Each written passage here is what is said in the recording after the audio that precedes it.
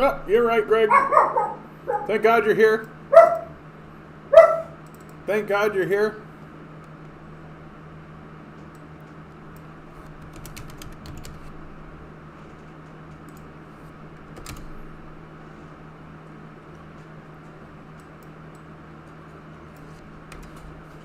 What would I do without you, bud? I'd be in trouble.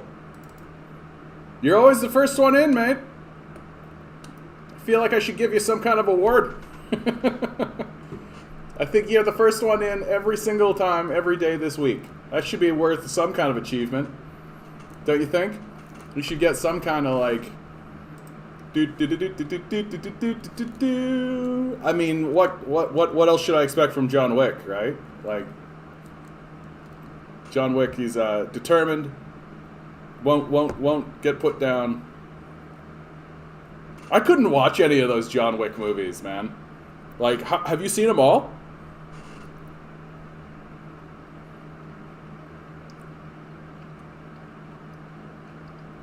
For sure, bud. For sure. The all the John Wicks, man, are like... I started to watch the first one, and I got to, like, they kill the dog, and then he starts shooting. And it's just so much shooting. It's just, like, so much action. I just couldn't handle it. I, like, got, like, halfway through, and I was just like, oh, I was, like, exhausted.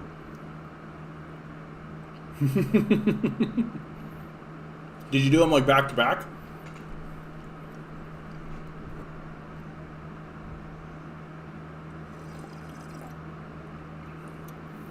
God, I couldn't take like a binge watch of John Wick. That'd be too much. That'd be too much. Well, there's 2 people in here. Oh, 2 people. I wonder who that... Is there a way for me to see like a list of people who are in here at all? Ah, well. Hello, second person.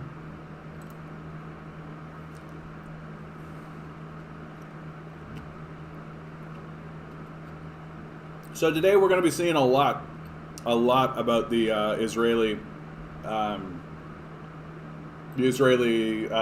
cleansing, right?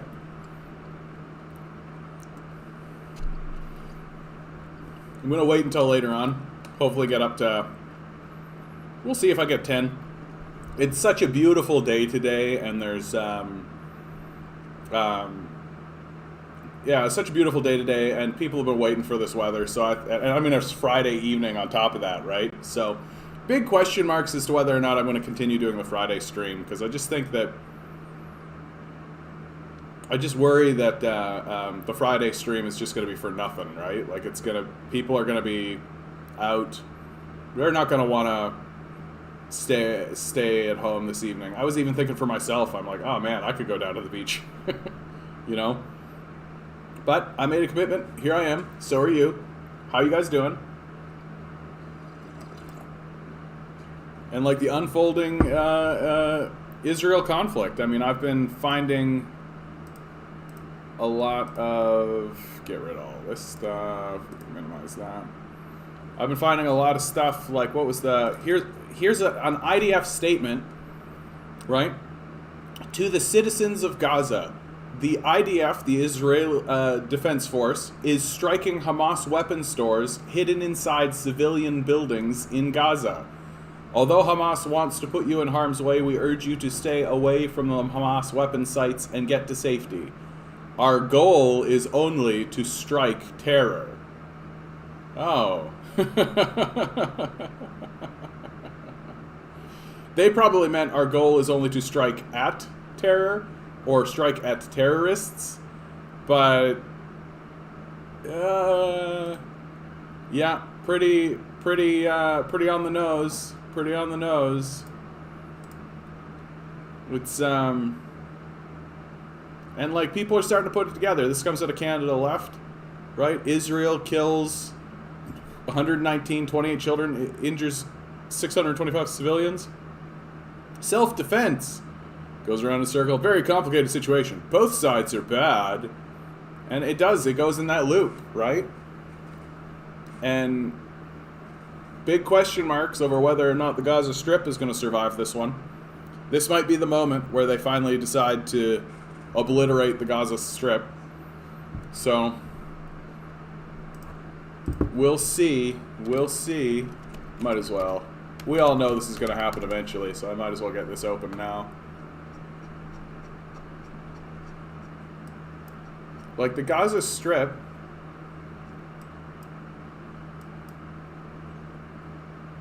like there's the Gaza Strip. 2 million people live here, right? 2 million people in the Gaza Strip. Right now, Israel has forces here, right? And they're bombing weapons deposits, right? In Gaza, in Jabalia, right? In Khan Yunis, right? Weapons deposits. They don't care if there are weapons there or not. This is a good excuse for them to bomb civilian infrastructure. That's it, right? And the goal is to just get rid of these people, to just flatten this, right? Turn this into a parking lot, as far as they're concerned, right?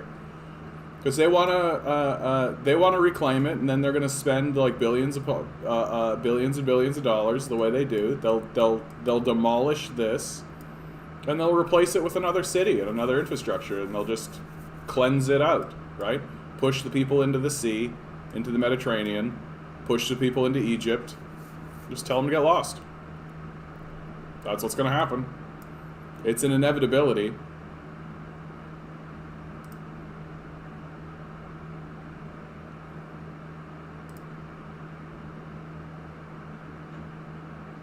What is true freedom? What is true freedom? What happens if I click on this? Are you going to tell me what true freedom? True freedom can only be where there is no exploitation and oppression of one person by another, where there is not unemployment, and where a person is not living in fear of losing his job, his home, and his bread. Yeah. That's what we're working towards. Hopefully we'll get there. Italian dock workers refused to load armaments on ship bound for Israel in solidarity with Palestine. Wow. That's good news. This, oh heck, the translator came up and I didn't choose English. Oh well. Yeah, what's fascinating with the Israel conversation now is that because of social media, and because there's more of a general awareness of what colonialism is by the populace, right? And that we here in Canada and the United States have become more and more aware of our own colonial history, we are now able to more readily understand what the Israeli conflict is, right? We can understand that the Israeli conflict is a colonial conflict. It's not two equal sides vying against one another. It is a colonial force colonizing Israel and colonizing that section of the world, right? And it's been going that way since the early 1900s, right? That it started by a couple of tribes or a couple of settlements being taken over up in the north here by Zionist Jews. Who legitimately buy that area. Like, those settlements are Israeli, are Jewish, for sure, because they bought them from the Ottoman Empire, when the Ottoman Empire was still around. Like, that's how long this conflict has been going. That's been going since the Ottoman Empire was still around. And then the Allies, after World War II, used these Zionist Jewish territories as an excuse to push out the Palestinians. And by the 1960s, they've pushed the Palestinians into the West Bank here and into the Gaza Strip. And of course, they're consistently destroying this territory and all of this. But this is all stolen land, essentially, right? Their Cassius Belli for having done so is literally like 1,500 years ago, there was a Jewish empire here, King David's empire, all that kind of stuff. Like, which is gross. Like, it's just a gross, like, kooky justification for wiping out an entire people. And it's just going to keep going. It's going to keep going in front of our faces. And now, now we're starting to see, like, people are actually taking action. Right? They're actually doing something active in order to say this is unacceptable. We don't accept this. And Italian dock workers refuse to load armaments on ship bound for Israel in solidarity with Palestine. Amazing. Amazing. 2022 prediction. The average Ontario voter doesn't have a clue about Fed versus provincial responsibility. Damn it, Trudeau. Yeah. I'm back. Welcome back, Greg.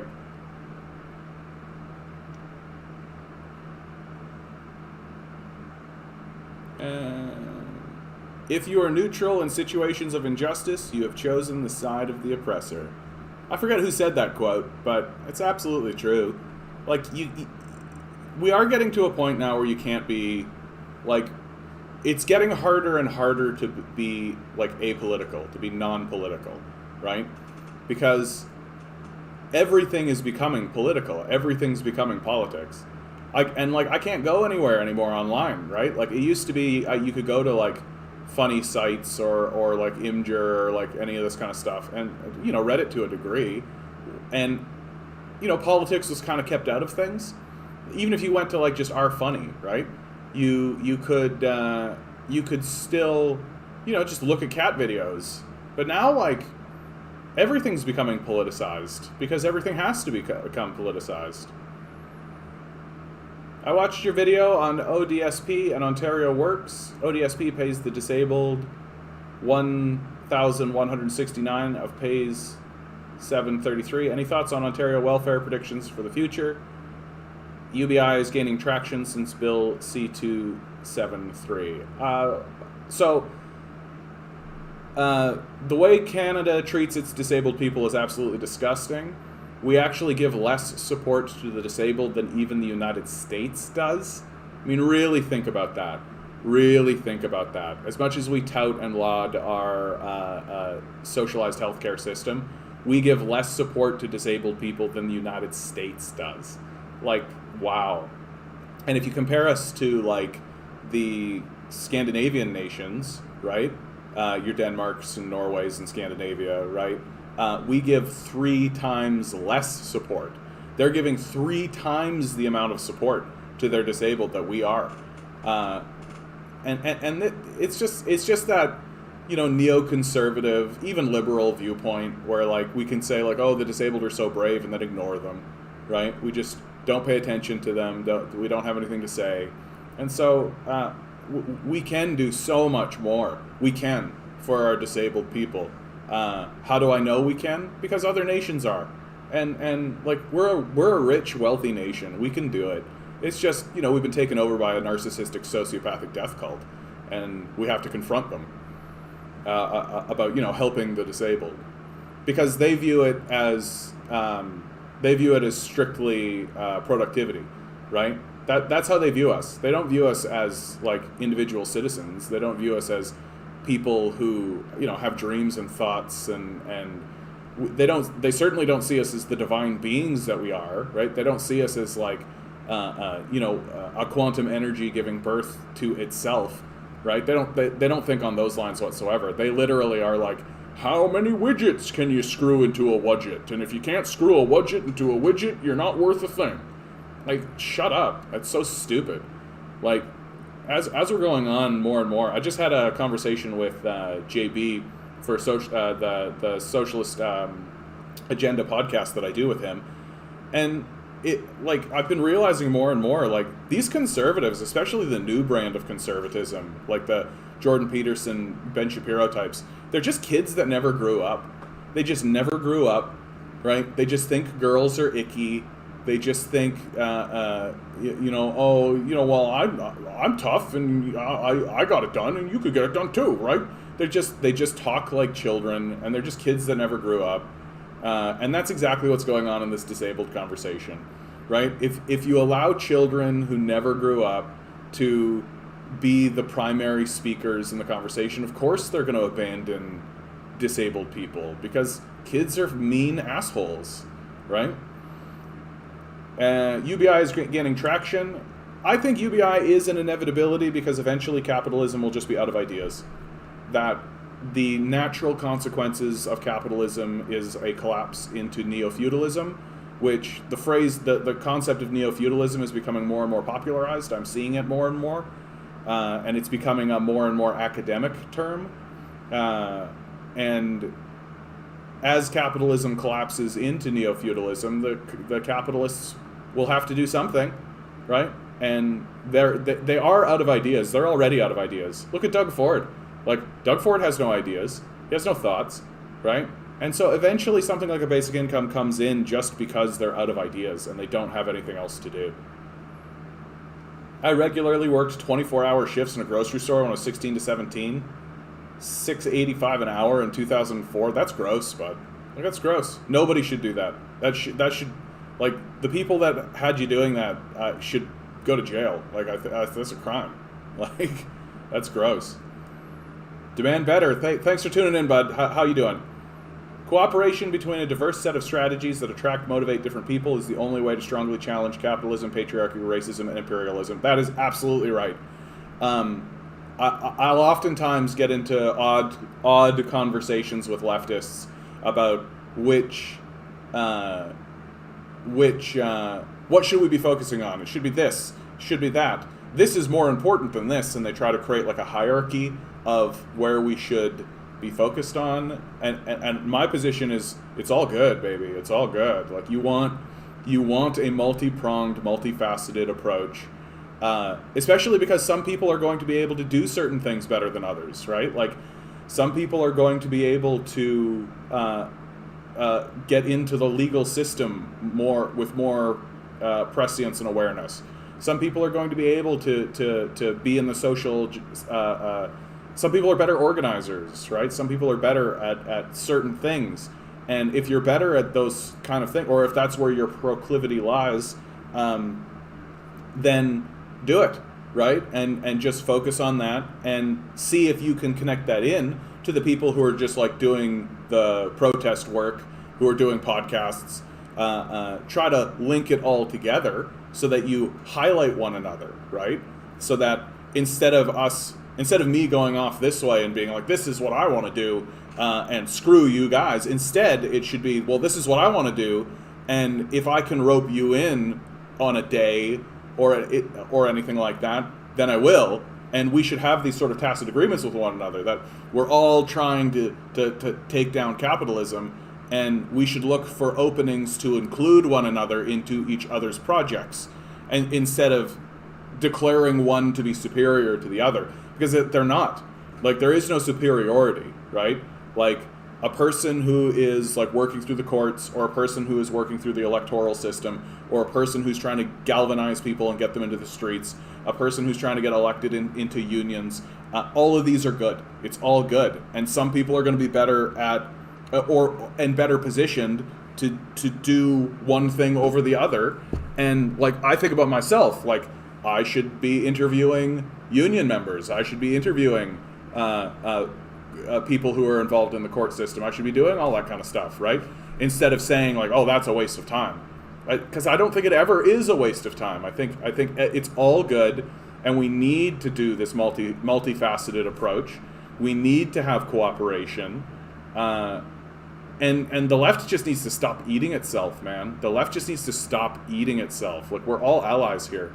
We're all allies here. Yeah, and Food Basics, I mean, that's Gale and Weston, right? That's the Weston family. Yeah, of course they're going to do that shit to you, right? They're the second wealthiest people in the nation. They're scumbags.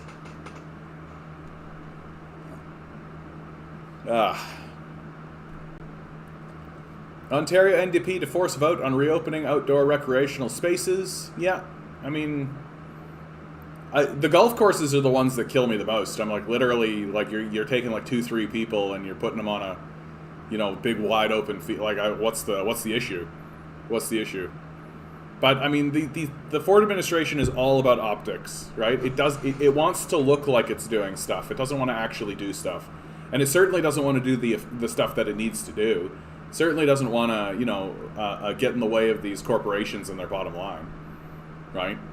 Especially after he just doubled the amount of money they can donate to him, right? He just quietly passed legislation where instead of it being like 5,000, it's 10,000 now. I think those are the numbers. So, like, he doesn't want to alienate these guys. He wants their money. We only want the world.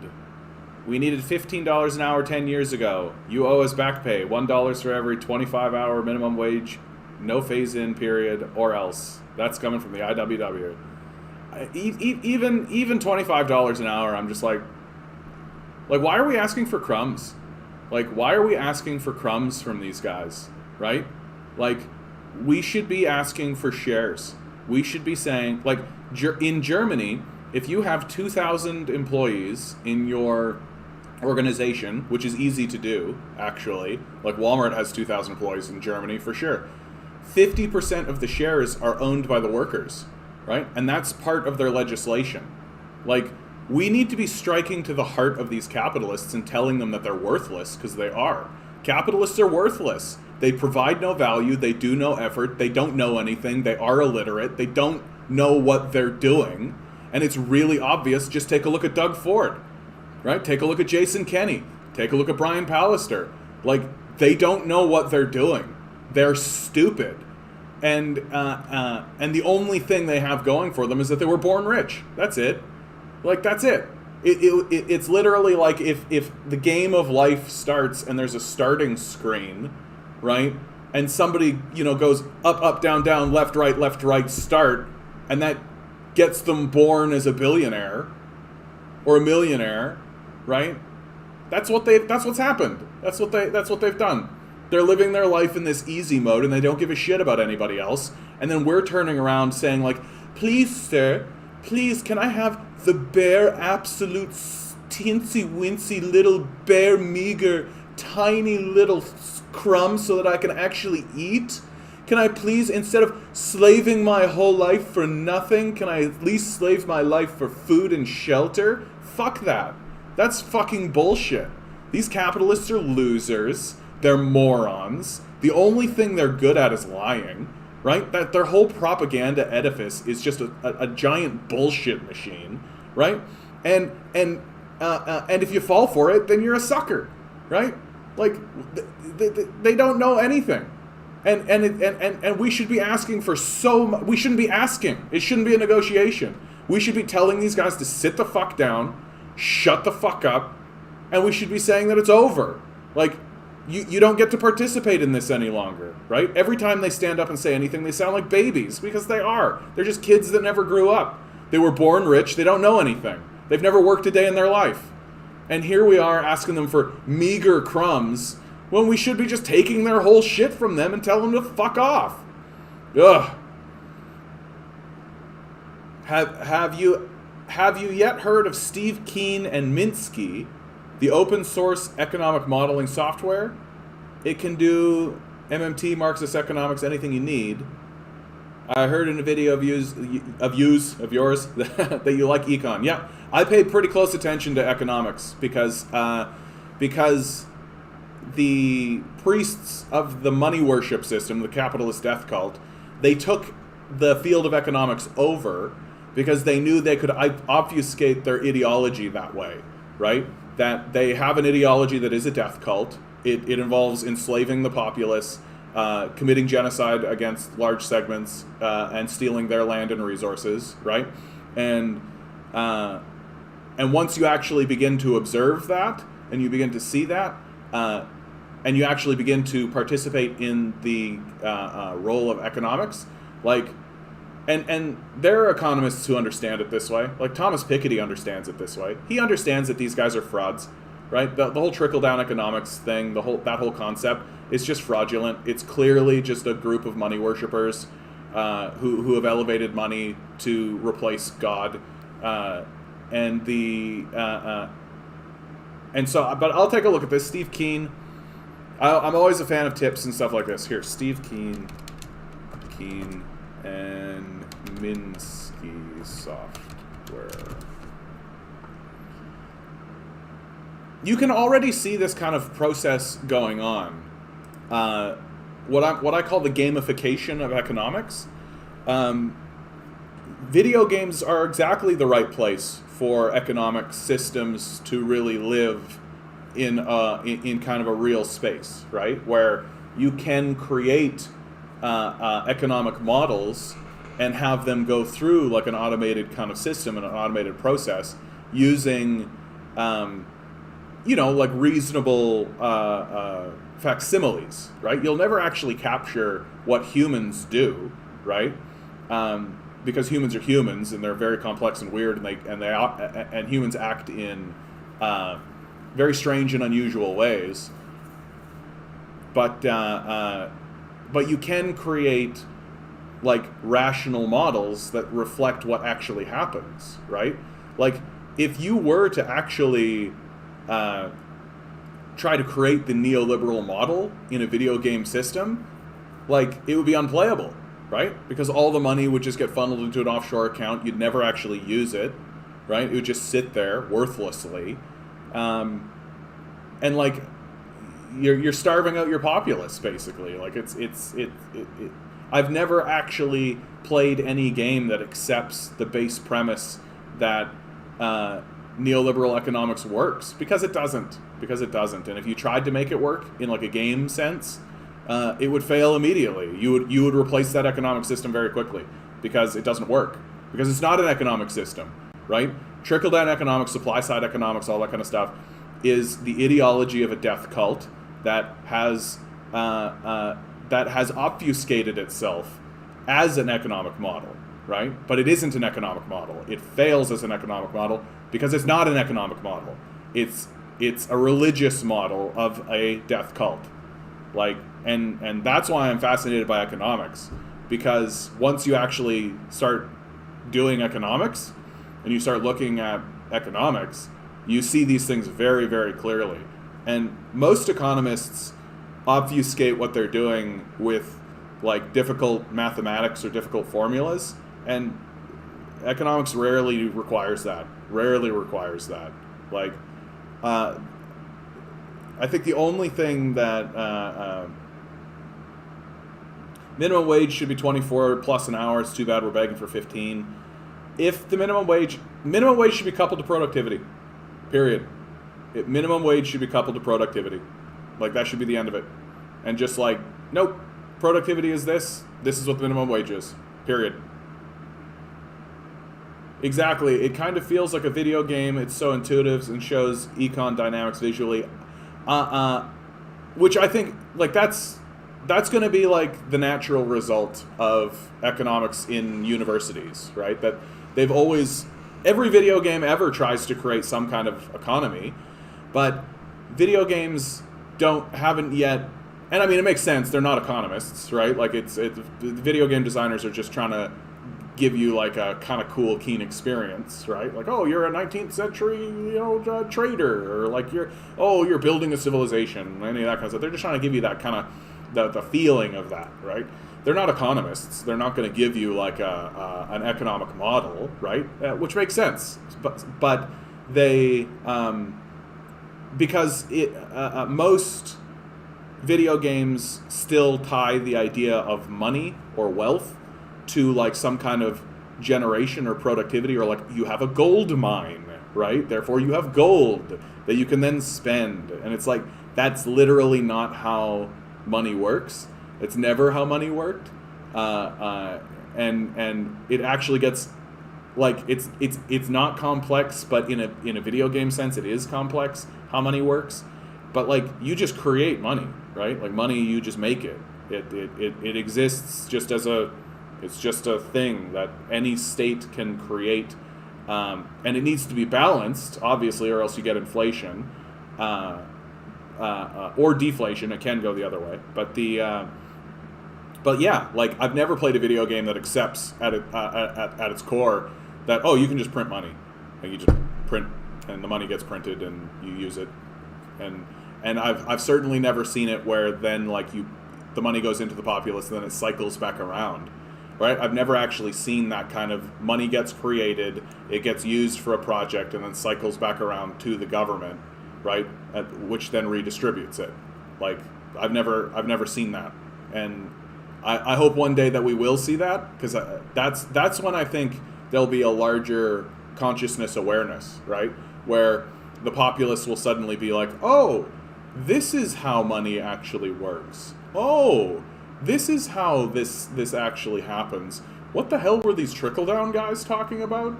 Well, they were trying to scam you out of your money and then abandon you in a feudal system. That's what they were trying to do. They weren't interested in actually building an economy because they're economically illiterate. They're not. They don't understand economics.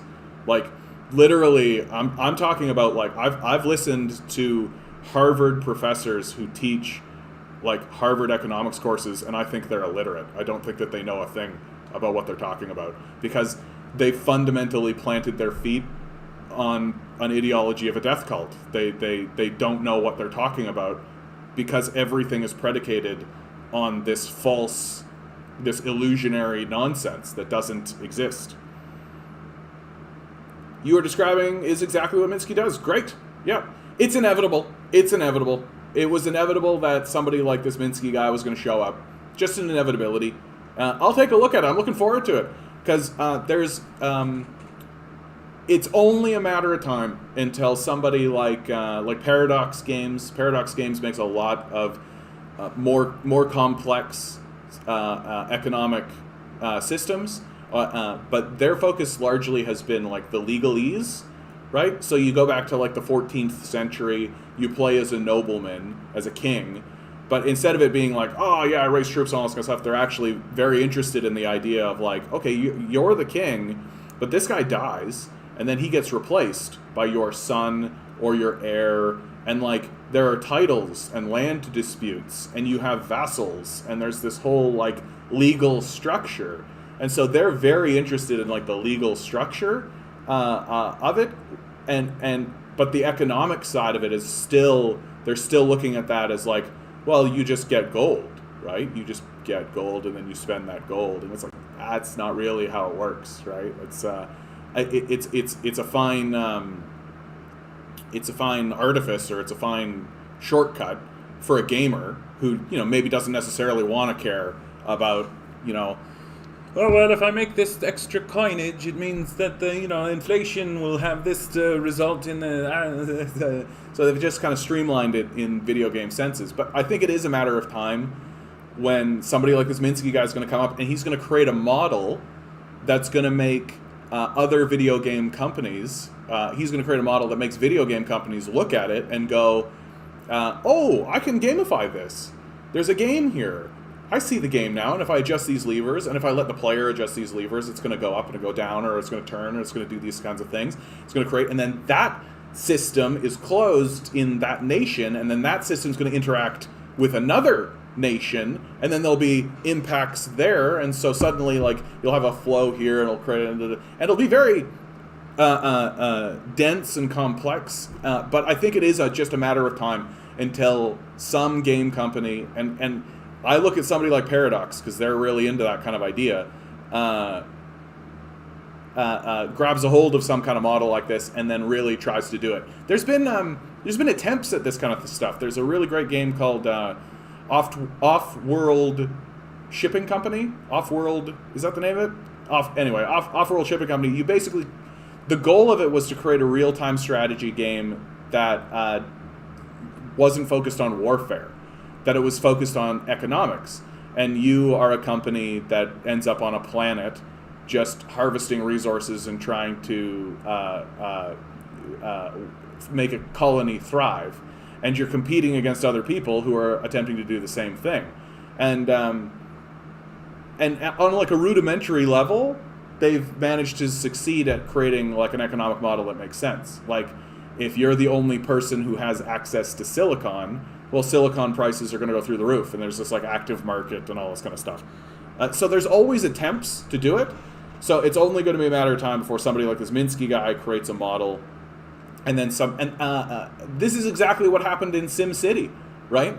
Will Wright didn't make SimCity from nothing. It actually came from a I forget the name of the fellow, but it was an academic who had created like a series of formulas for how city planning works and how city planning is, and it's actually his documents are actually how lots of city planning planners and architects have moved forward with it. And so Will Wright uses this academic model in his games, right, for SimCity, and So that kind of thing happens all the time, and so I'm really happy to hear that this guy is. I'm really I'm looking forward to looking into it. I won't do that now, but like unless you guys really want me to, but yeah, I'm looking forward to it. It's gonna be cool.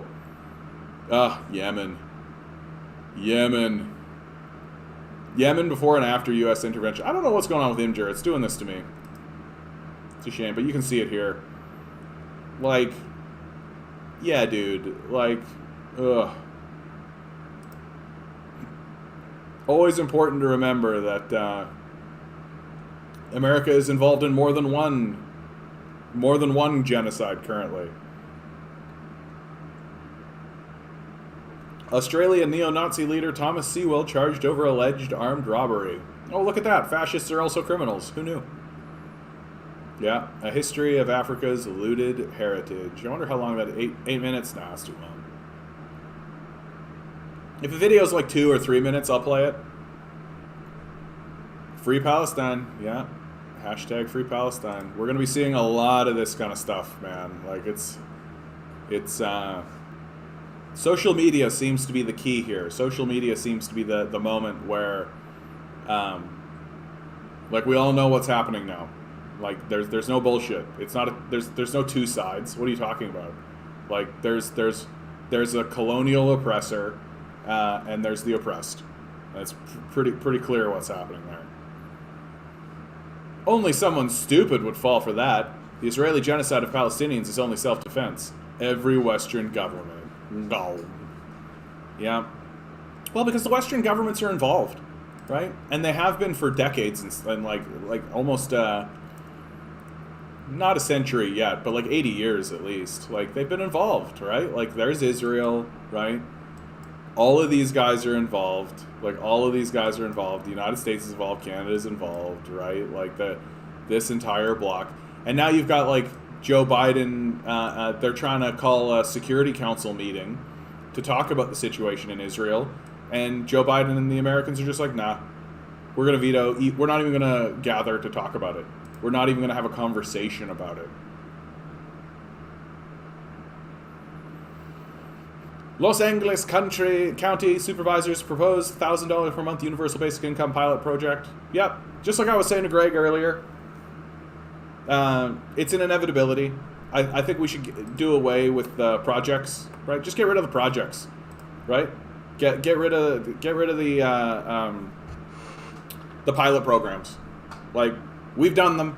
We know they work, right? They work. They're successful every single time they're tried.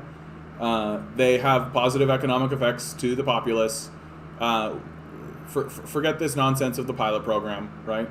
Setting up a pilot program is just a way for a politician to look good while simultaneously setting it up so that the guy that comes behind him can shut it down, right? That's historically what's happened. You set up a pilot project, a pilot program. Everybody goes, wow, what a great thing that politician is doing. And then once they are inevitably out of office, right, because that happens constantly and forever, right, our leadership is deposed, the very first thing that the incoming government does is get rid of the basic income. Every single time. So stop it. Like, stop it, right? Enact it on a large scale. We know it works. We know it functions. We know we should do it. Do it. Like, it is getting to that point now where if politicians start talking to me about pilot projects, I know they're not serious. I know that they're not serious. And they shouldn't be taken seriously, and we shouldn't support them because they're bullshitting us. Like, enact the basic income. Just do it. We know you can. We know you're just being a coward. 23% of Tesla's Q1 earnings were from Bitcoin trading. Right? Who cares about Bitcoin trading? Like, this is something that everybody needs to start understanding, right? Is that there's a phrase that gets said all the time in our lexicon, which is the real economy, right? You're hearing that more and more, real economy. And what's meant by that is something that's actually being made, right? Like, if I take a bunch of disparate ingredients, like if I take a bunch of vegetables, right, throw them together and make a meal out of it, well, that's real. My productivity has created something real. Whereas stuff like this, where 23% of Tesla's earnings are for Bitcoin trading, that's bullshit. That's just financialization, right? That's parasitic, non-real behavior. You're literally just shuffling money around and through this kind of like financial sleight of hand where you're manipulating markets, especially something like Bitcoin, right? Did you know that for Bitcoin to exist, it requires the same amount of electricity that is used by the country of Argentina? Why? And for what? So that rich guys can just store their money in, what? Unaccountable shelters? Who cares? Shut that shit down. Why are we spending electricity on this? Shut it down. Like, Bitcoin shouldn't exist. It exists explicitly for rich people, so that they can hide and shelter their money and then do nefarious trading with one another, right? You think Jeffrey Epstein didn't do his trading in Bitcoin, right? Like, yeah, for sure. We should shut this stuff down. They should happily shut it down. Have you heard of Google Alerts? You can monitor the web for new content on the topic of your choosing. I monitor basic income. It's been blowing up recently. Yeah. People are desperate right now, dude. Like, people are desperate. And it's not surprising to me that it's blowing up right now. Like, the people are well aware that the economic system of capitalism is failing, and it's becoming more and more obvious, right? And especially as people are not going back to work at these shitty places that are paid bad wages, right? And that by itself is creating a lot of energy, right? And I find that people turn to something like a basic income, and I'm talking about like just the populace, right? Just the regular old populace who are not really paying that much attention to politics. They turn to something like a basic income as like a quick fix, right? As a quick, like, oh, everything would be better if we just had a basic income and that's it. And they haven't yet gotten to the more difficult work of organizing with one another and creating unions. But if you see all over the meme culture, you see all over that there's a labor shortage, what's called a labor shortage, which in reality is just people who are refusing to work for these sociopaths anymore. I mean, like, how stupid do you have to be to put, or how narcissistic and self-centered do you have to be to put up a sign that says workers are too lazy to work for us? Like, if I was going around handing out resumes, I saw somebody put up a sign like that on their door, I'd walk right on by. I wouldn't even give them a resume. I'd be like, okay, get the fuck out of here. But the energy is there. People just need to start funneling it into like legitimate organizing and stuff like the Black Lives Matter movement, right? Stuff like socialist action, right? Socialist action is where I've hung my hat. Just funnel your energy into these non-affiliated anti-capitalist political organizations. And that's where we really need to be ending up. Because at the end of the day, like, nothing's going to happen until there's the general strike. Once the general strike starts happening, then things will start to happen. But until then, politicians will just dick us around. Because there's no consequences for them. The worst thing that happens to a politician if he doesn't do what we ask him is that we vote him out. But because he didn't do what we asked him, he gets voted out and then goes to work for the billionaires, right? Making like, $200,000 to do 2 speeches a year, right? That's exactly what happened with Stephen Harper, right? Stephen Harper got voted out. He gets paid a very lucrative salary to sit on a board of directors. He makes like 2 statements a year. They usually make national headlines. Maybe he'll write an article or something. But when politicians are voted out for after doing the bidding of the billionaire class, they're well taken care of. And so the worst thing that can happen to them is that they get voted out. It's not a big deal, right? It's not a big deal. For them, anyway. And so until we actually make it clear to one another, right? And we make it clear to one another by getting out to the street. Because once you're out on the street and you're looking at 100,000 people who are all saying the same thing, right? You don't need to deny it anymore, right? It's like what's happened with climate change here in Canada. Like, we all know that if you're against climate change, you're a lunatic, right? Like, that's just and that's not even like a political position anymore, right? We know that if you are against climate change, like if you think that climate change isn't real, you're a lunatic, right? And we can say that to you. We can say that to your face. Most of us think that, right? And we know that's true. Why? Because we all were out on the streets. There was 100,000 of us out on the streets, right? And the entire populace was screaming about it. And we were all shouting our heads off about it, right? We saw it with our eyes. It's undeniable, right? So they can't manufacture consent with us anymore, right? Climate change is important. We all agreed. Why? Because we got out on the streets and we had a big protest about it. And we would still have been doing that if not for COVID. Lobbyists should be outlawed. They are legal bribes. Yeah, they are exactly a pipeline between...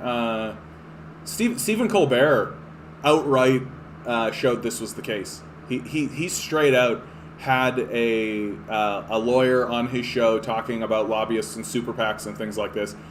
And you walked away from that and you were going, oh, bribery is legal. Yeah, lobbyists should be outlawed. They are legal bribes. Young woman in Colombia commits suicide after being sexually harassed by the police funded by the Squad and the Biden regime. Yet another crime covered up by the Squad. Yeah. What's going on in Colombia is absolutely ridiculous. I feel like the Israel story has really washed it away, but like Colombia is going through like a brutal battle right now. Because, and it's for the same reasons why the United States is trying to get into Venezuela, right? They want neoliberalism to reign. They want their billionaire class to take over, right? Like, and the Colombian people are standing up and saying no. And so what are they doing? Fascism, which is what capitalists do, right? You can date a non-toxic guide, mostly for hetero dudes. Oh, is this Thought Slime? I shouldn't make fun of it then. Thought Slime's great. Yeah, he's done really well for himself. 200,000 subscribers. A man can dream. A man can dream. A great opportunity. Tell all your friends that I'm here. Send it around. Share it around. Right? Spread it around. Let the world know the Canadian commie is real. Patreon in the description.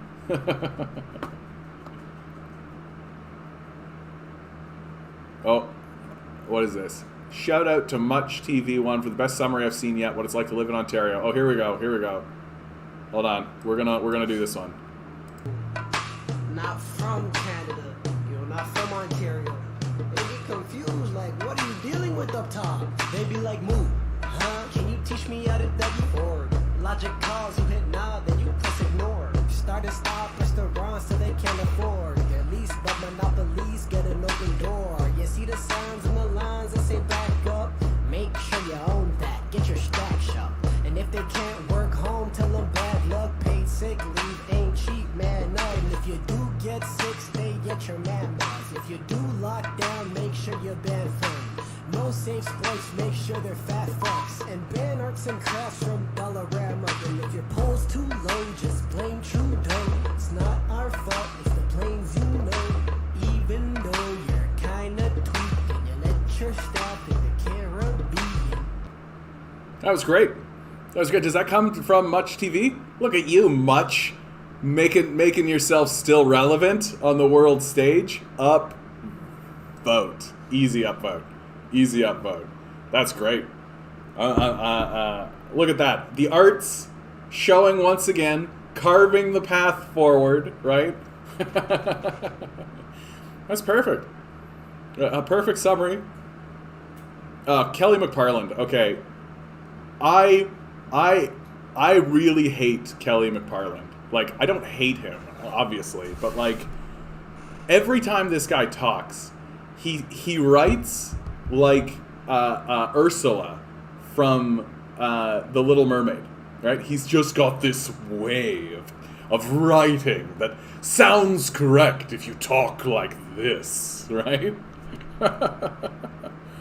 You mean Ontarians can't play golf because of Doug Ford's buddy? This is such a slam dunk article too. Like, for all time most Fatuous remarks by a serving politician. Ontario Premier Doug Ford's explanation for his senseless decision to retain a ban on healthy outdoor sports takes the cake. You see what I'm saying? You see what I'm saying? Like, he just sounds like Ursula. Oh, yeah, whatever, Kelly. You friggin' weirdo. Cargo e-bikes could be banned. That's stupid. Why? It doesn't... I actually gotta find out why. That's the stupidest thing I've ever heard. Why would you, at any moment, even talk about... Proposed legislation addresses the growing use of e-bikes, risks many... existing power assisted by... What? Why would you go after this? For what? Her bike, yeah. But, like, okay. Could impact delivery of the program bill. The proposed bill aims at differentiating e-bikes that resemble traditional bikes, those that look more like mopeds and motorcycles. But for why? Like, for why? Why even bother with the distinction? I don't understand.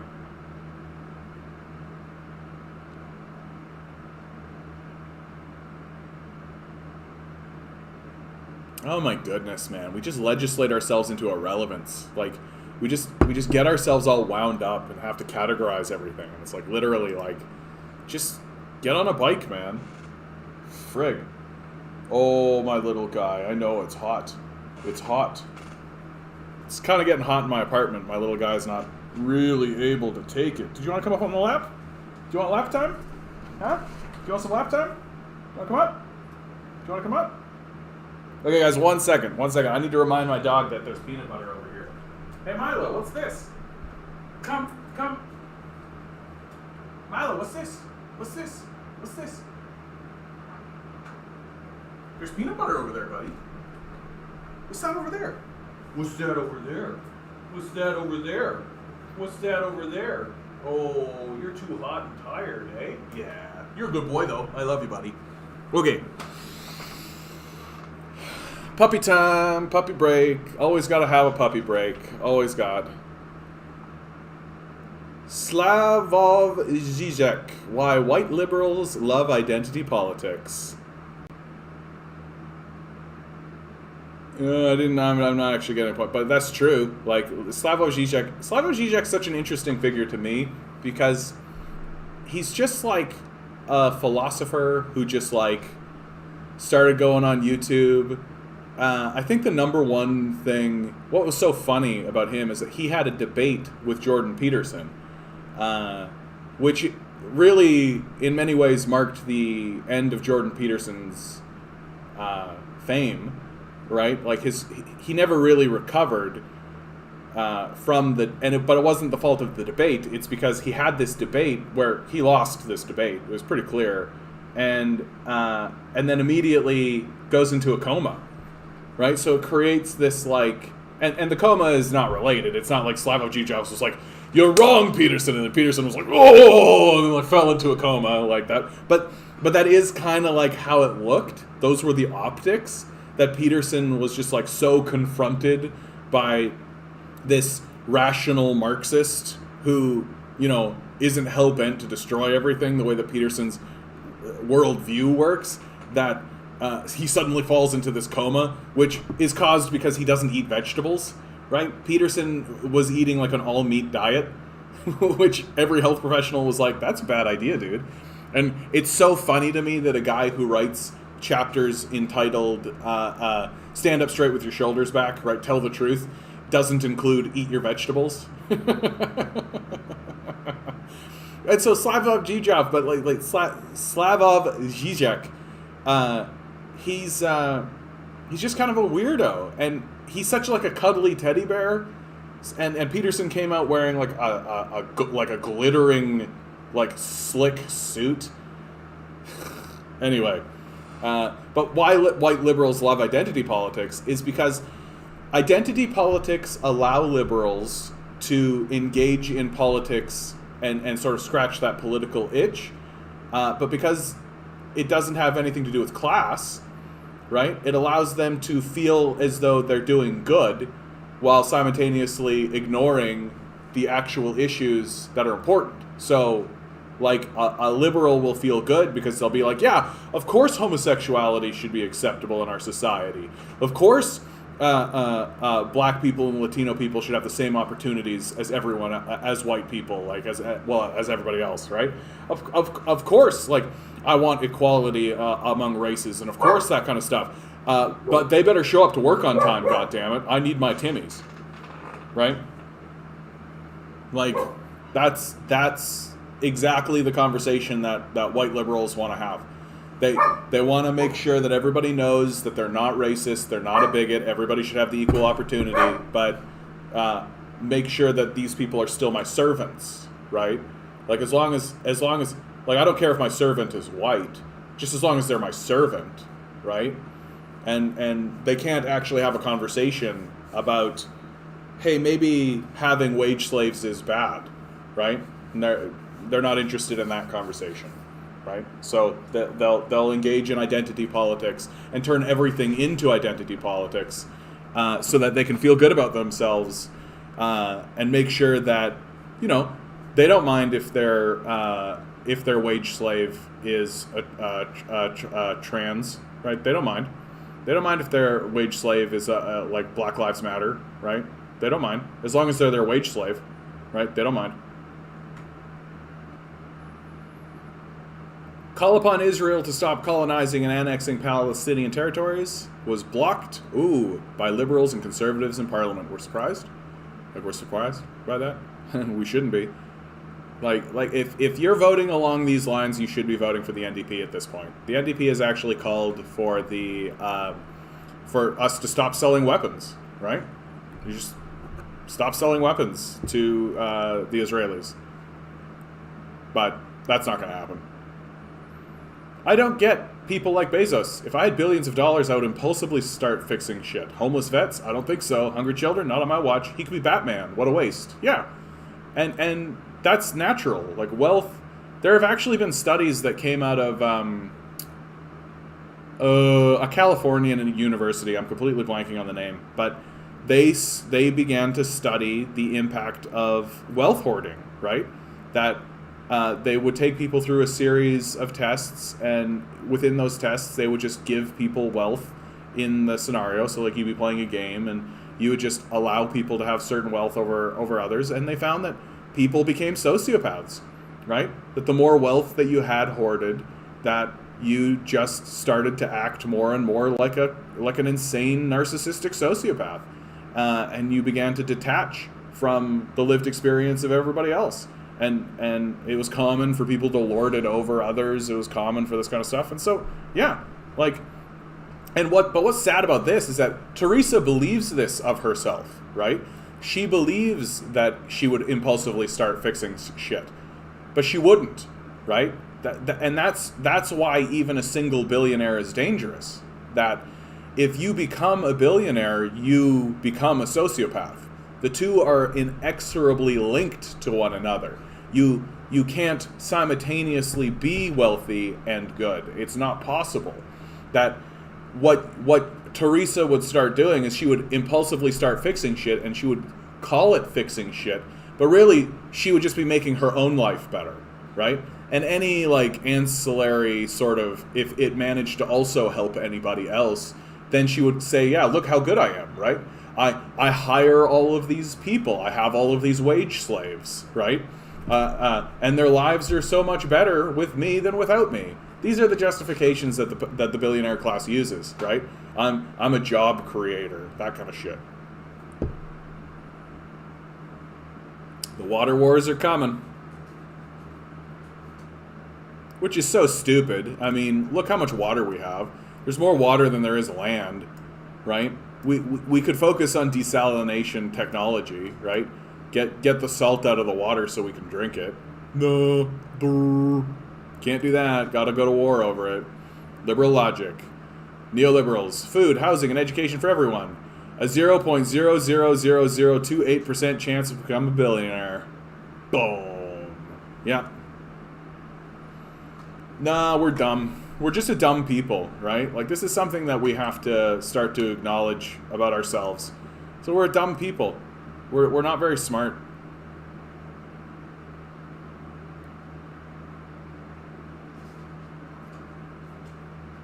Military aid. Does anyone know the Canadian number? Sorry, we can't give you free healthcare during a pandemic. We had to give a nuclear superpower $3.8 billion a year in military aid so it can defend itself against a stateless territory with no Air Force, Army, or Navy. Yep. Like, I say all the time on this channel, man, like, it's becoming obvious. It's going to become more and more obvious. It's going to become more and more overt. Like, as time moves forward, we're just going to see, like, we are obviously being ruled by a group of sociopaths. We are obviously being ruled by people who are interested in destruction and theft and murder, right? And it's going to just get really, really obvious so that people like Ken Klippenstein can say there's these very simple, straightforward statements that are like, this is the truest thing that has been said about that situation, and you're never, like, you'll see Fox News and CNN and NBC and all these places, like, they'll talk for 3 days straight about the issue, and they'll never actually nail it the way that Ken Klippenstein has here, because that's not their job. It's not their job to do that. It's their job to obfuscate. Isn't it a hypocrisy? Republicans had no problem giving a $1.4 billion tax break to the Koch family worth $128 billion, but they just can't stand that an unemployed worker who lost a job during a pandemic is receiving an extra $300 a week in benefits to help pay their rent. Yeah, because part of the mantra of the capitalist death cult and the worship of money, right, is that if you are rich, it means that you are holy, right? That you're worshiping money, and so the people who have accrued money are holy and sacred. And if you're poor, you're dirty and dingy, and you've done something to earn your poverty, right? That if you replace money with God, right? Well, it's the will of God that you are poor. You are poor. You are born poor, so God wants you to be poor. And I was born rich, and so God wants me to be rich. It's the divine right of kings, right? It's the divine right of kings all over again. And yeah, here we are. 95% of all casualties have been on the Palestinian side. Yeah. Like, wow, 2014. There was a big event in 2014 where Israel lost a whole bunch of people. I don't know anything about that. I should look into that. Not at the moment. But yeah, like, it's not a both sides conversation. Like, Palestinians are getting destroyed.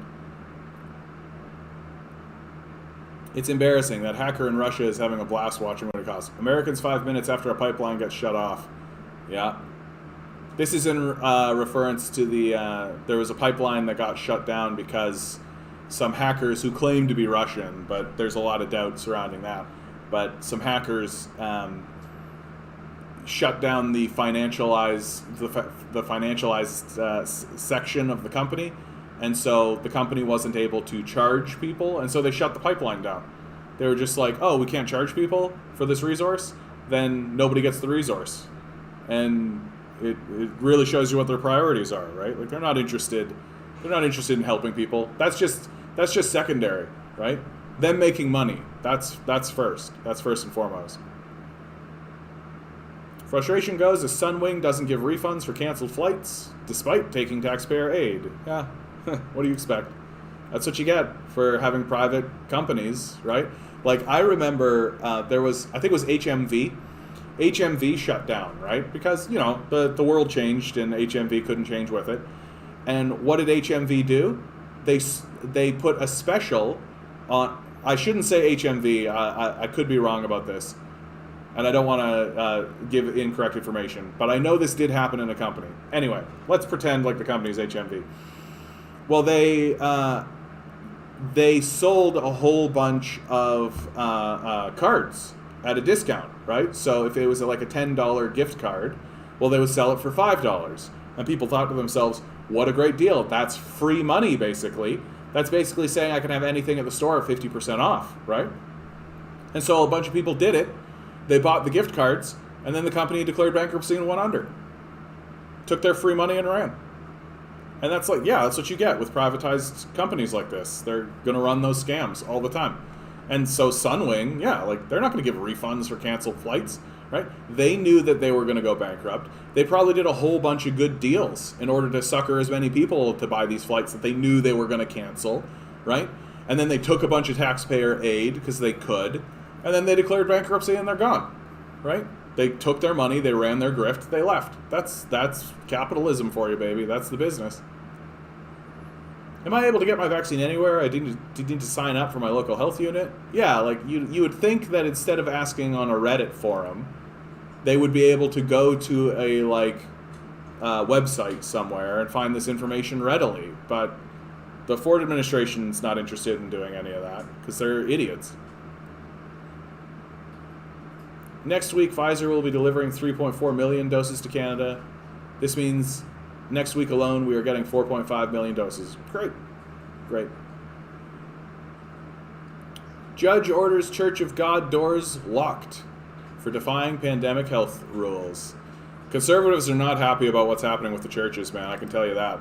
Anytime I end up talking to any conservative for any reason, for anything, it ends up coming down to the churches and how mistreated the churches are. And it's like, yeah, there does need to be like some wiggle room there, you know, like people want to worship, they want to feed their spiritual selves, they want to engage in their community, and it just seems like there's no compromise or communication actually happening with them. So it's become very, very spicy, let's say. Lost bird. That your budgie? Hey, any of you guys lost a bird? This guy might have it. Wales to trial a universal basic income. Is this like the whole of Wales, or is it just another pilot? And minister under UBI. Every citizen. Oh, no, hold on. Any specifics? The pilot, anyone? Yeah, so it's probably just like another small group of people. Like 1,000 people seems to be the magic number that these guys are willing to do it with. And the current system isn't working. Wales' commitment to exploring a basic income once again proves it's often the small countries that can be world leading and make the biggest changes. Isn't that lovely? What a lovely idea. Yeah, like it again, I'll say it with the basic income, it is just a matter of time, right? It's just going to be a matter of time until, you know, some small country is going to do it all the way, and then people are going to start looking at it and be like, oh, this didn't collapse their economy. It actually supported their economy. It worked completely. People didn't stop working. Like, a basic income works. We know it works. We've done the tests. We've run the experiments. Like, we know. Like, there was probably less testing that went on before we started dropping nuclear bombs, right? Like, we know that this thing works, and it's obvious that it should work. Once you get out of the like neoliberal death cult ideology and you realize how economics actually works and functions, a basic income makes all the sense in the world. Yeah, Italian dock workers refuse to load armaments on ships bound for Israel in solidarity with Palestine. Like that kind of stuff, I'm glad to see it. I hope more of that kind of stuff happens.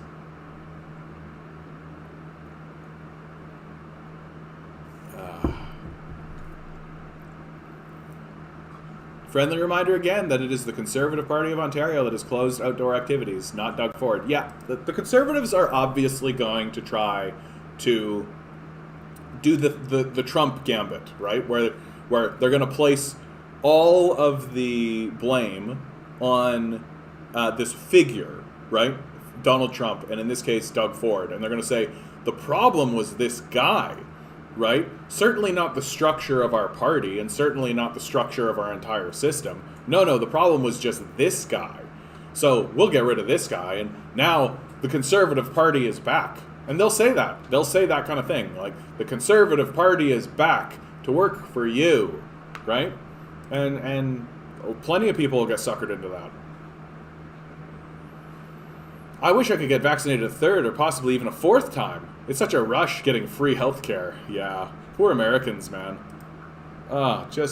and what's so funny to me is like there are people who are literally going to go get this vaccine for free because they've made it free in America, and then turn around and still say like, "Oh, healthcare is not a right, and we should pay insurance companies and all this kind of like, what the hell are you talking about?" Today, Mick Berry demanded that the Irish government take real action to pressure the racist Israeli government to end the war. He demanded the expulsion of the Israeli ambassador, a boycott of Israeli goods produced in the occupied territories, and an end to the supply of Irish arms to Israel. Oy vey, that's, yeah, a member of the Socialist Party, yeah, ISA. That's a big stab. That's a big stab. Good luck with that.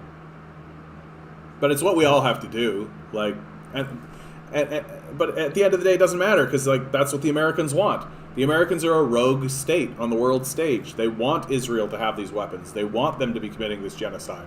They want them to be creating the larger Israel project. That's what they want, right? Because that's how they're seizing control. The isolation of COVID is really starting to get to me. This may sound pathetic, but I could really use a friend. 50-year-old male working from home, live alone, recently divorced. Yeah, I feel you here, bud. I feel you here. Breaking. Doug Ford releases super secret insider photo of teacher union meeting where they decided to keep schools closed. Yeah, exactly. The Simpsons back when they were good.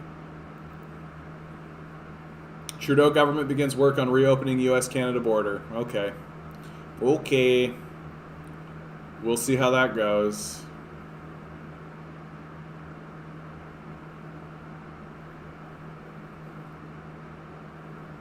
Judge orders Church of God. We already read that. Imperial Corps, manufacturing class, structured society, and facilitating global repression to dissent.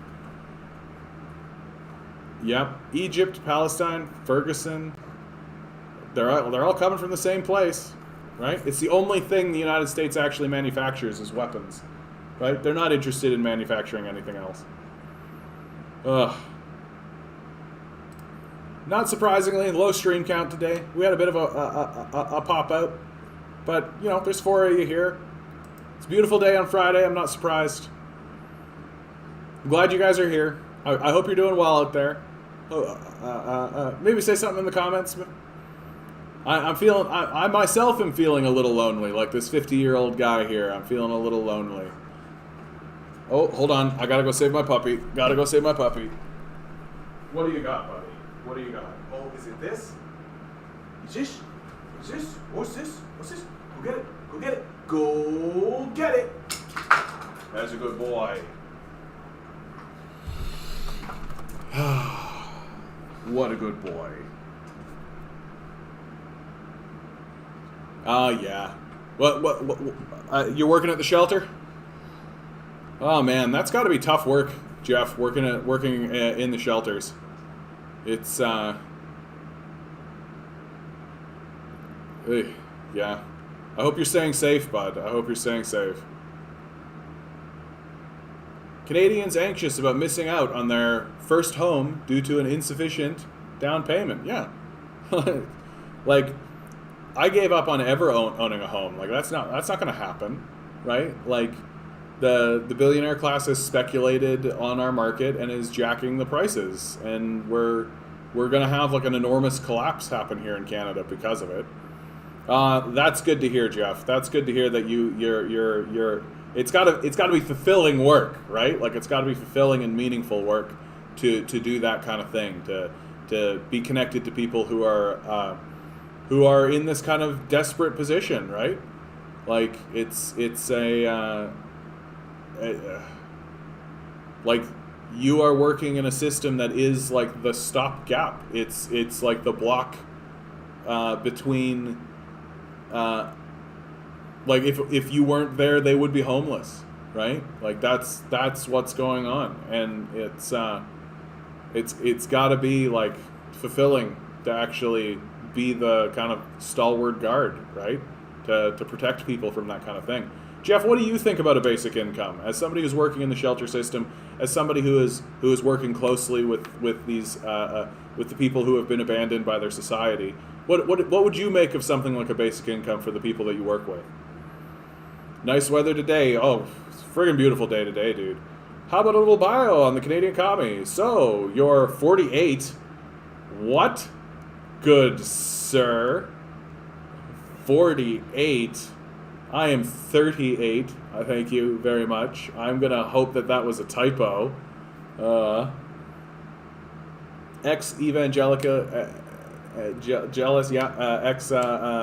I was part of the Alliance churches, which is the same churches that Stephen Harper was a part of.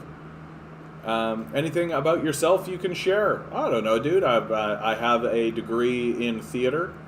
I studied theater, which I feel has given me a really sharp eye in how propaganda works and how propaganda exists in our societies. Also gives me a really interesting perspective on how culture and the arts reflects a society's own internal anxieties. Concepts like catharsis are very theatrical. Like, why do people go to the theater at all? Why do people engage in art at all? Like, why are we reading these books? Why are we doing? Why are we engaging in fiction? What do we get from it, right? And there's a superficial way of looking at it, right? That like, oh, but even the superficial way of looking at the escapism, right? That we are escaping this reality and spending time in a false reality. Well, and I used to denigrate that kind of thinking, that like, oh, art is just escape and we should escape and all that kind of stuff. And no, it should have more meaning and there should be a more deeper kind of thing. Well, it was Neil Gaiman that convinced me to release that kind of idea. And he did it very simply. He just said, look, the only people who want to prevent others from escaping are jailers. And that was the moment that I really realized, like, oh, okay, yeah, like, people are attempting to escape into the arts and escape into this kind of stuff because they're seeking a freedom from the cage that they find themselves in, and we should let them do that, right? We should let them do that. And we have this kind of...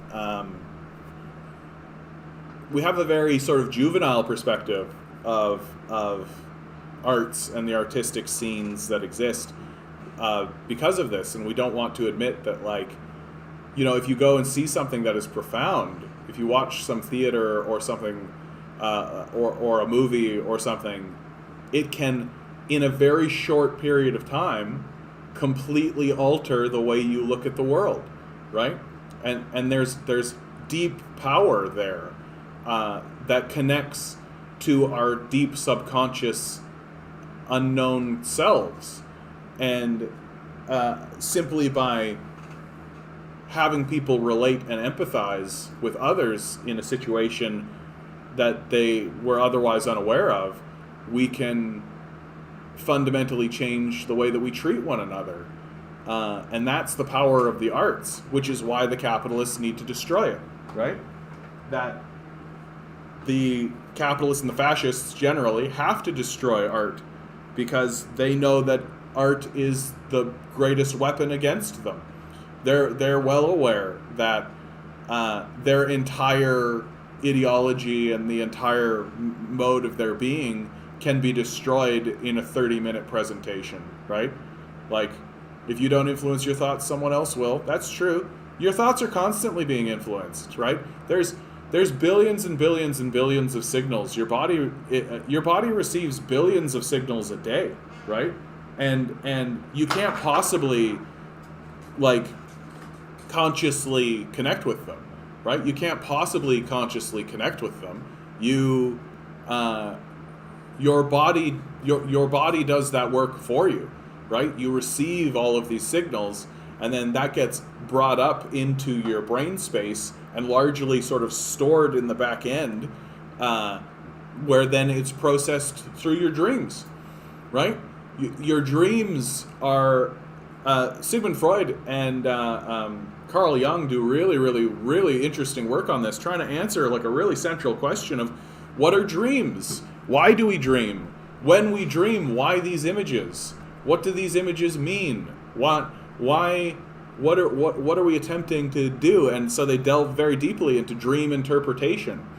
And I love dream interpretation for this, and there's great resources online for dream interpretation.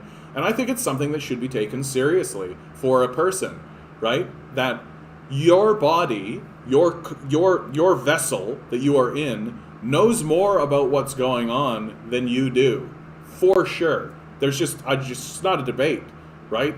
That we largely are reactionary creatures. We're largely just reacting to the world that we're in, right?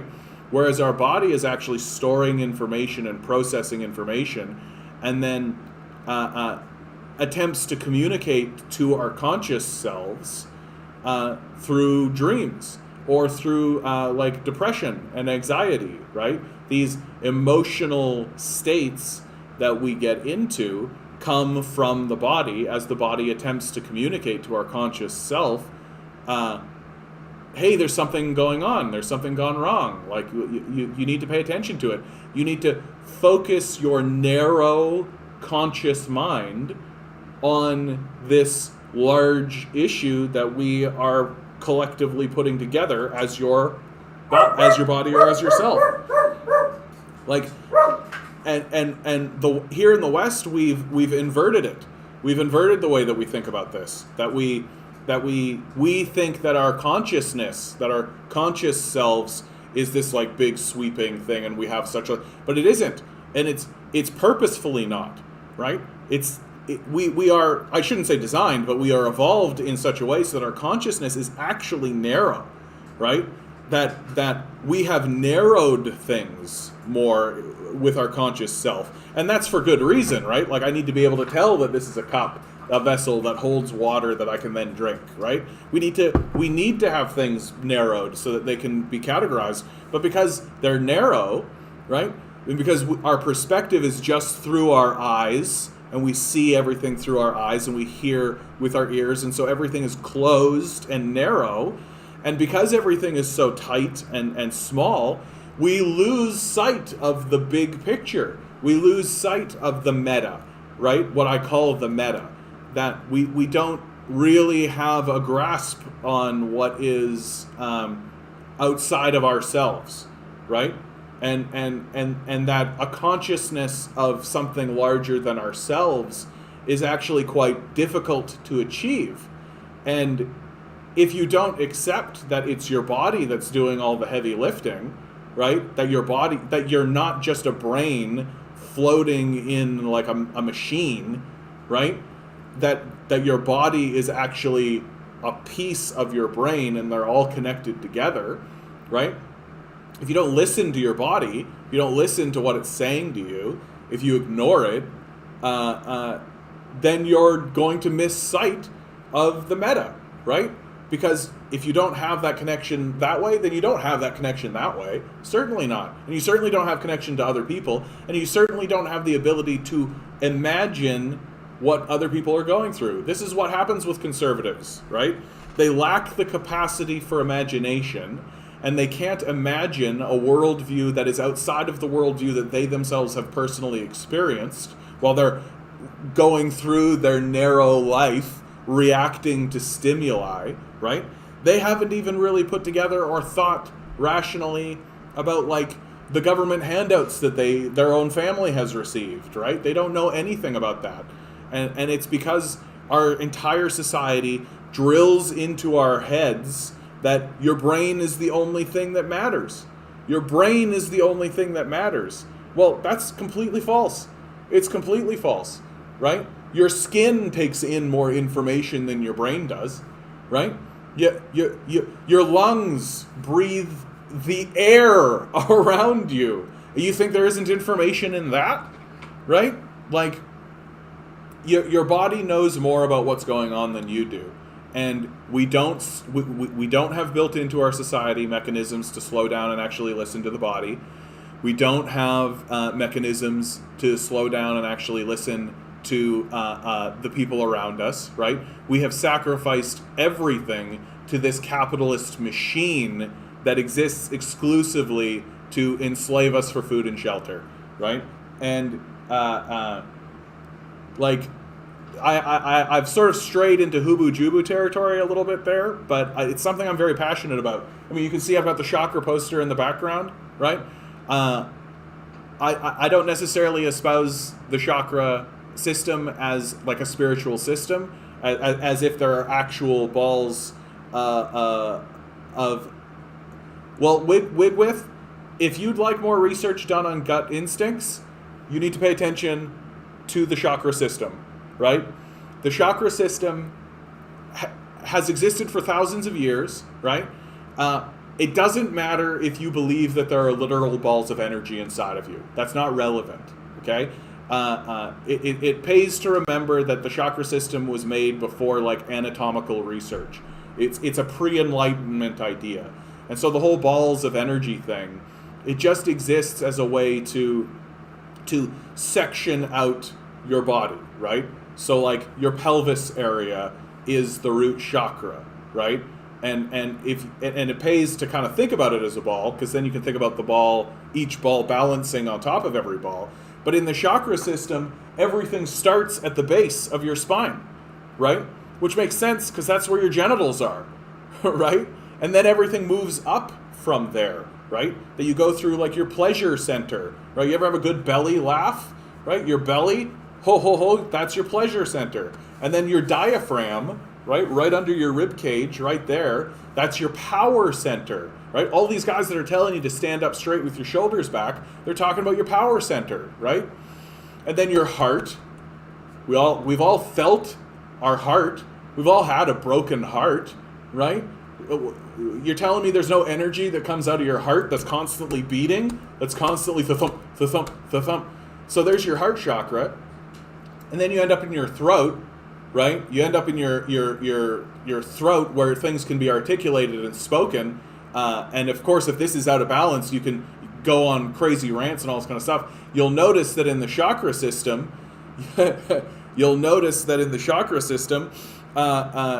your thoughts originate at your root, right? They originate at your root, and they reach your throat before they reach your mind. You ever have somebody who you can say they think before they speak, or they speak before they think, rather? Well, the chakra system affirms that. Yeah, it's coming right here and go whoa, right out your mouth before it hits your brain, which is almost the last chakra. Right? Almost the last chakra is up here, right? Your mind chakra, your intelligence, all this kind of stuff. And then the final chakra exists outside of yourself. And it's just a way for you to think about your body and the energy that's flowing outside of yourself. And then once you want to connect to another person, it's you go down the opposite way, because you need to connect to them from there, connect with their mind first, right? And then through the throat, and then the heart, and then the power, and then the pleasure, and then finally the root, right? And this is what we miss here in the West, that we don't understand that kind of way of connecting. And there's a lot of relations between men and women, I think, that could benefit a lot from understanding this. Men especially could understand a lot better how to communicate with women, because, like, if you immediately try to turn the conversation sexual, for example, as a man, you're considered dirty or gross. And it's because you're trying to skip a whole bunch of chakras. You're trying to skip a whole bunch of steps and get down to the root, right? Well, they're not going to accept that, right? You got to go through their mind, and then into the throat. You got to talk about, and then into their heart, and then into the power, and then down into the pleasure, right? And then you can start talking about the root. There's a long path. Right? And if you skip any of those chakras and just try to go for the root, that's what's called objectifying, right? You're objectifying them, because which I think is accurate, right?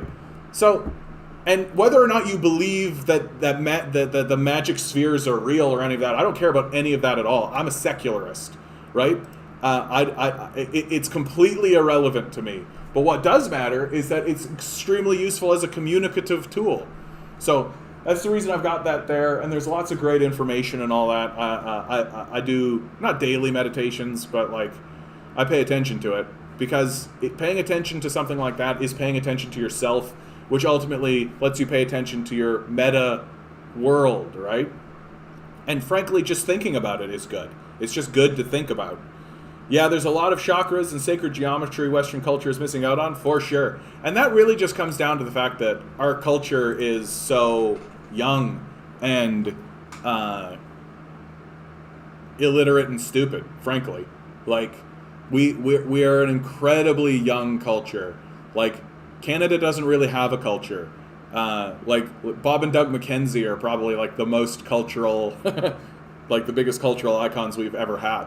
And we don't really have like a stable culture that's going to stand the test of time or anything. Like, nobody's going to be doing like archaeology or anything on Canada and be like, oh, well, this building or all this kind of stuff. Like, ugh. Not yet. And we're so young and we're so like we're so disconnected from how young we are, right? Like, everything around us is new. Like, we don't have old buildings. We don't have old history, right? That for our history to get old, we literally go back to Britain and like France and all like European nations, places who actually do have a culture, places who actually do have a long history. And because of that, we don't have any seminal statements, perspectives that are long standing. I think that's why Eastern religions generally started to gain steam here, because we don't really have our own thing, and so we just kind of let multiculturalism come in and start taking all that over. And for, in my view, for good. Like, I mean, there's if you've never read like the Hindu Vedas or the Quran or any of these stuff, like, these are beautiful books. Like, again, just got to affirm, I'm a secularist. I read these texts from a secular perspective. Like, I'm going to read Aesop's Fables. I'm going to read Homer's Iliad. I'm going to read the Quran. I'm going to read the Bible. Like, these are powerful, important pieces of art, right? And sometimes they contain, like, history, and sometimes they contain just a letter that some guy wrote, and sometimes they've got all that kind of stuff. But they are art pieces, right? That almost universally demand a recognition of equality, that we are all equals, and that we need to move our society into being more equal with one another, right? And that we need to find a way to live peacefully with one another. And it's and that's a beautiful project. It's a beautiful project to embark on the project of peace, right? That we should live with peace with one another, which is why the religious institutions in the United States needed to be taken over by hacks, frauds, and heretics, right? The evangelicals. That's why the evangelicals needed to take over as the sole bearers of the Bible, so that nobody could actually read it and be like, oh, you guys are frauds. That's why an assault against the churches was necessary. That's why an assault against Christianity generally was necessary. That's why a co-option of the Christian gospel, like the prosperity gospel, was completely necessary by capitalist forces, because they understood that a culture that was saying, no, we need to live in peace and be content with what we have, right? That's not a culture that works for capitalists, right? Capitalists need a culture of selfish, delusional idiots who will believe anything they're told and will buy whatever they're sold by whoever makes it, right? Like, you think the Ferengi would really love it if everybody was walking around talking about how we should focus on peace? Nah. Like, they want to erect a culture of death so that they can profit from it. Anyway, big long diatribe going into the hoob a little bit. Look up Papaji philosophy. He stresses that we are self-realized and no effort needs to be made. You know what? I think I understand what you mean by that. That, like, I have never met a teenager who didn't know what he wanted to do, right? Like, I remember being, like, 13, 14. I remember, and I work with teenagers. I work with these guys. My niece and nephew are just getting to that age. And they know what they want to do, right? We as adults talk them out of it, right? We talk them out of it because we want to be realistic or any of this kind of stuff. And the pressures of the society around those individuals tend to suppress that kind of self-realization, that kind of knowledge of the self, right? That, but like the truth is that we are quantum beings randomly generated by a quantum system, and that has embedded within each and every one of us our own knowledge of what it is we're here to do, right? That we do know what it is we are here to do. We know it's in us, right? We just need to actually observe it. We actually need to pay attention to what's going on in the body, what's paying attention in our dreams, paying attention to that kind of thing, while this capitalist system puts us on like high anxious alert all the time so that that noise will drown out what we know is intrinsically true inside of ourselves, right? That we know we should, like, I'm doing this podcast. I know I should be doing it. Like, I know I should be doing it. And of course there's going to be, like, disasters and mistakes and errors and stuff like that, and things will go badly, but I know that I'm doing what I should be doing, right? And the reason why I didn't start doing it sooner is because I listened to people who I thought knew better, but it turns out they didn't. Right? It turns out that the voice inside of myself knew better.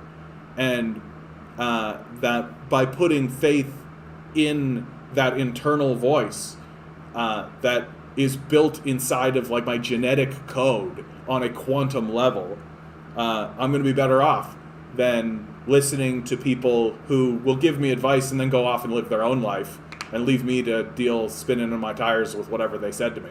Right? No, like, we do know more about what we should be doing and who we are and what we're doing in the world. And of course capitalists are going to spend billions of dollars to convince us otherwise, right? They're going to spend billions of dollars to convince us that we don't know what's going on and that we need to trust them and listen to them and that they're the wise ones and all this kind of stuff. They don't know shit. They don't know nothing. All they know is that they don't want us to realize that we know what to do for ourselves. Right? And we do. And if you don't, then your objective is to discover it because it is there. Right? It is there. You know what you want to pursue. And that to me is like the sacred journey of every individual, is to discover what they're here to do and then do it. And like, I don't like to get caught in like ideas of meaning or anything like that because I don't really understand the concept. But like, everyone has a drive. There's some kind of thing they want to do. There's a trajectory, right? And some people's trajectory legitimately is, I'm gonna become an accountant and have some kids. Cool, right? And some people's trajectory are like, I'm going to become a stand-up comedian, right? And some people's trajectory are, I'm going to be on YouTube. And some people's trajectory is, I'm going to be a carpenter. And some people's trajectory is, and their drive is, I'm going to work at Walmart, right? And, but that internal drive, like, and the capitalists cast doubt on this, right? They cast doubt on the idea that, well, if everybody just focuses on their own internal drive and like does that kind of thing, like who's going to do all the shitty jobs, right?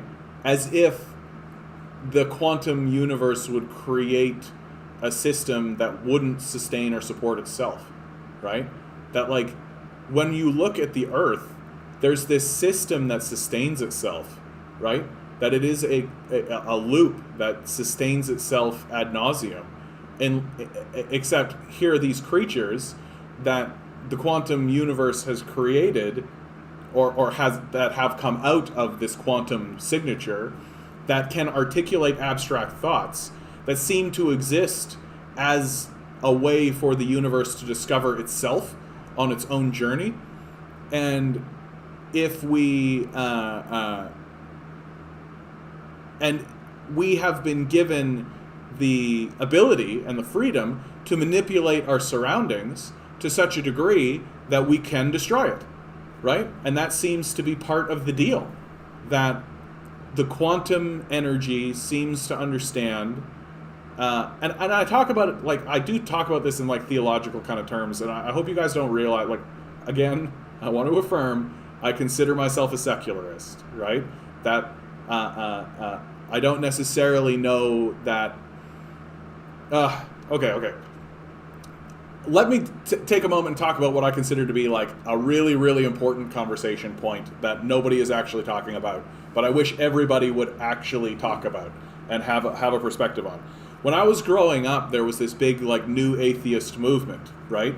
And that the new atheist movement was created as a way to, as a counterbalance to confront the fascist movement of the Christian evangelicals, right? And that the new atheists confronted the Christian evangelicals, and in that conversation, there was this question of, does God exist? So you had, like, Sam Harris, Chris Hitchens, Dawkins. They all went around and they kept having this debate of, does God exist, right? And within that conversation, it kind of ended up fading into semantics, right? The whole thing became a semantic argument where it became more and more obvious that the new atheists didn't really understand what the theologians were saying, and the theologians lacked the capacity to actually re-articulate the thought to be understood by the secularists, right? Because if these guys are saying God is a man in the clouds, and these guys are saying, no, that's not what we're saying, we're not saying that there's a man in the clouds, then there's always going to be a fundamental misunderstanding, right? And so I've always wanted to have a conversation, and I wish that we would always have conversations around the idea that, okay, we are in a quantum energy, right? Quantum mechanics, our current understanding of the universe around us tells us that we live in a quantum universe. There is a quantum energy that when we get down low enough, it kind of works like magic, right? Right? Like that, and those are, like, the Harvard professors saying it, like, it's not me. So everything kind of goes down to a quantum signature that has generated us and does sustain us, right? That's just true. And so the question I would prefer that we were asking, instead of does God exist, because that gets lost in this sort of, like, theological space, and, like, you have to learn history and all this kind of this very difficult conversation. Put all that aside and just accept, okay, your quantum energy with a quantum thing, is that energy sentient? That's the question I wish that we would be asking. Like, there's a quantum energy, there's a quantum signature, it supports us, we exist on it, it is the creative force that perpetuates us forward. Is it sentient? Right? And of course there's no clean answer to that. You can't say yes or no. You can only suspect one way or the other. And my suspicion tells me that, well, if we are to consider ourselves sentient, then we would have to assume that the system that created us is also sentient, right? And that for us to deny its sentience would be like a red blood cell denying the sentience of the human body, right? That I just don't think it can. I just don't think we can say that system is dead or has a lack of awareness, right? As it perpetually generates us and is of us and is by us. Like, we are created by it, but we are also it, right? Like I am speaking to you now And to put it in theological terms, I am speaking with the voice of God, right? Like, I am a quantum being created by quantum energy, created to be up until this point, speaking out loud. I am speaking with the voice of God, as are you, right? As is everyone else. This is what gives us all equality with one another.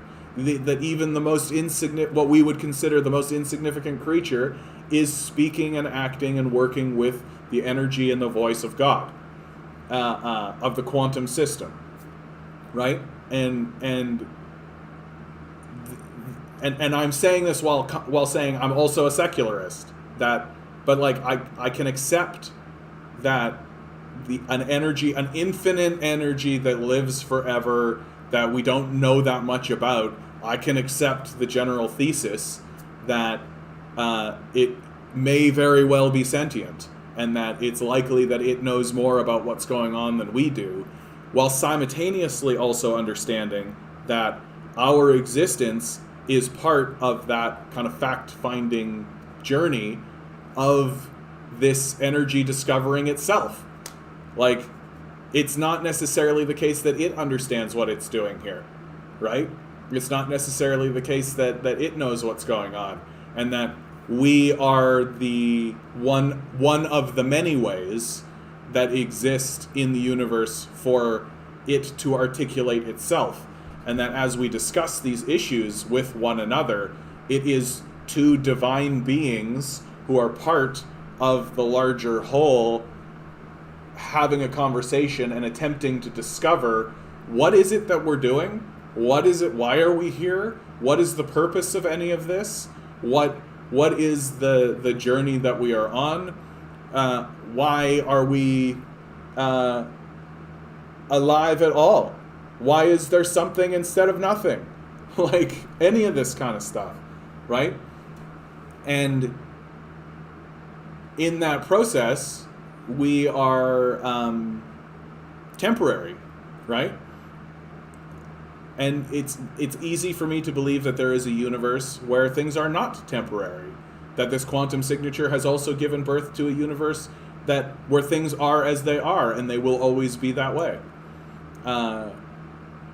Anyway, I don't know if you guys are liking that talk at all, or any of that kind of stuff, or if you think I'm a big loser, or if you think I'm hooba-joobaing away. But you know what, Greg, you asked me about like my thoughts and about myself and what I share. Like, these things, that's essentially my central philosophy of life, right? That we are all part of this quantum energy, and that's inescapable. And we spend most of our lives attempting to meet the demands, like, our need for food and shelter is built in, right? Like, we need food and shelter. It's a demand by the system we live in, right? That the system we live in demands that we have food and shelter. If we don't get it, we die, right? And so that's the level of the demand, that your temporary journey will be cut short if you don't get this food and shelter. It's built in. It's a requirement. And capitalists, i.e. other divine beings, right? They're divine beings as well. They're here as well, supported by the quantum signature, they put it into their heads. They understand that, I can withhold food and shelter, right? I can withhold food and shelter. I can defy the will of God, if you want to put it in those terms, and withhold that from other divine beings that live in the world, and make them do what I say. And in so doing, I can elevate myself above the creator that spawned us. What I think is more important than what God thinks. And I can achieve that by withholding the demand of food and shelter. I can withhold that from people, right? It's very demonic. Like, if you want to keep talking in theological terms, it's a very demonic way of looking at things, but it is manipulating the existent system in order to inflict suffering on others so that you get what you want, right? And the people who are most guilty of doing this, in my view, are the people who know the least about the system, right? That they don't see us as collective, as all part of this quantum signature, as all part of this quantum kind of place. They don't see us as that. They see us strictly as individuals, right? They don't understand that there's a larger system. They don't understand that there's a larger energy around us. They don't respect it. They don't care about it. They don't love it. Their perspective of the world is this. It's just through their eyes. It's it. They're not listening to their body. They're not listening to anything. They are listening to that like drive inside of themselves, right? And they're free to act on that drive because they have all the money and all the wealth and all the position and all that kind of stuff. But all they understand is that that drive is saying more, right? More for me, more for me, more for me, right? Because if you don't understand that the point isn't to get more for you, but rather to exist in the larger system, then that leaves a vacuum inside of yourself that can never be filled, right? If you don't understand that you are acting in a space where everyone is equal, right? That creates inside of you an emptiness, right? Because you are alone fundamentally, right? You're alone fundamentally if you're this individual that they keep talking about. And that loneliness and that emptiness and that void that exists within yourself, which exists by your own creation, can never be filled. And so when they pursue this journey of more, right? Well, they're willing to enslave everybody. They're willing to destroy everybody. They're willing to do. There's no level of insanity that they're willing to that they won't be willing to pursue in order to fill the emptiness that exists inside of them, which is vast and eternal, right? That within each and every one of us, there's an entire universe that exists of energy and power. And they want to harness it for themselves to create more so that maybe that will actually fill the empty void that exists inside of them. And then finally, when they die, their empire falls apart and crumbles, as it always has, right? Because it was only sustained through the force of their own mad desire, because they believed that they were bigger than God, right? That's what these guys think. They think that like, if you're withholding food and shelter from people, and you're inflicting wage slavery on them, and you're inflicting straight up slavery on them, and you're creating a genocide in Israel, you're creating a genocide in Yemen, you're creating a hellscape for other people all over the place, right? Like there's no level of indignity that you are willing to inflict on other people to fuel your own demand that you must be God, right? Like you take a look at somebody like Elon Musk, right? What is his journey to Mars all about? What is this, right? Like, he obviously has like a savior complex. He obviously believes that he has to be the center of everyone's attention, right? He obviously believes that he needs to be seen and acknowledged as intelligent. Everyone has to worship him to a certain degree, and he believes that he'll be successful, that we'll get to Mars, and that'll solve humanity's problems, right? This is just filling up his emptiness, his infinite emptiness, with just more garbage, right?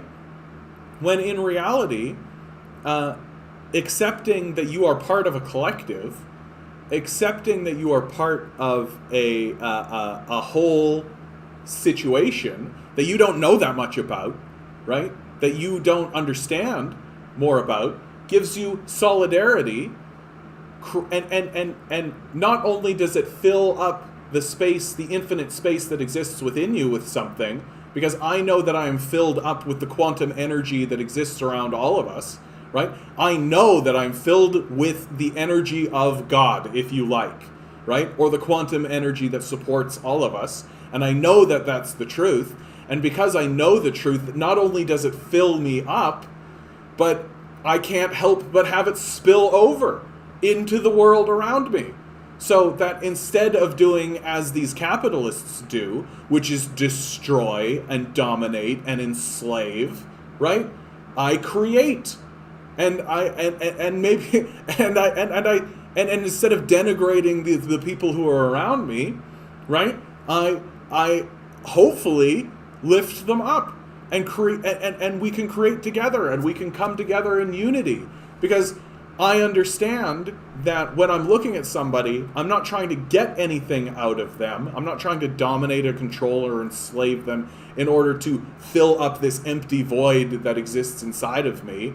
I am encountering another divine being, another aspect of the quantum energy that exists around me, and together, through connection, we can create something grander and larger, much larger than ourselves. And this is what the capitalists never want us to talk about. This is what they never want us to engage in. That what they are doing is elevating themselves above the quantum energy that created us in the first place, so that we will worship them instead of it, so that we will not actually understand that we are greater than the wage slaves they want us to be. Right? Like, we are divine beings standing on divine energy. We are. And each and every one of us is equal. And once you realize that, and accept it in your core, once you put it into your chakras, right, you will be so full with the realization of that you won't be able to help yourself but to express and to create and to want to build this place and to want to make sure that everybody has food and shelter, because everybody has food. Having food and shelter is a demand from God itself. It's a demand. And fulfilling that demand is one of our highest purposes. Not withholding it so that we can, what? Build cars, build worthless toys to distract ourselves, have little baubles and doodads in front of ourselves, right? Like that's the reason we're here, to just amuse ourselves until we die, right? Instead of actually attempting to come together as a people, as divine beings in a divine space, supported by divine energy, and looking at one another and asking ourselves sincerely and seriously, collectively, all together, all at once, what are we doing here? What do we want to do? How do we think this place should look? Right? The capitalists would instead have us sacrifice everything to the free market, which is not any different than saying, let chaos reign. Right? Well, fuck that. Fuck that. We should all get together, tell these capitalists to go fuck themselves, right? Go cry in a corner somewhere, right? Maybe grow up, right? Maybe figure out what they actually want in their life and stop inflicting their bullshit on us. And we should get together and actually create a society and a place that's suitable for divine beings to live in.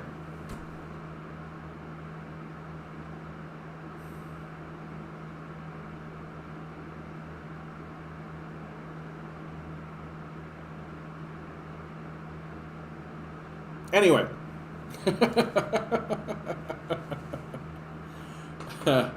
So those are my thoughts on that, Greg. If you're still here, I always worry that I get to talking that way and people are just going to leave, right? There's 4 of you.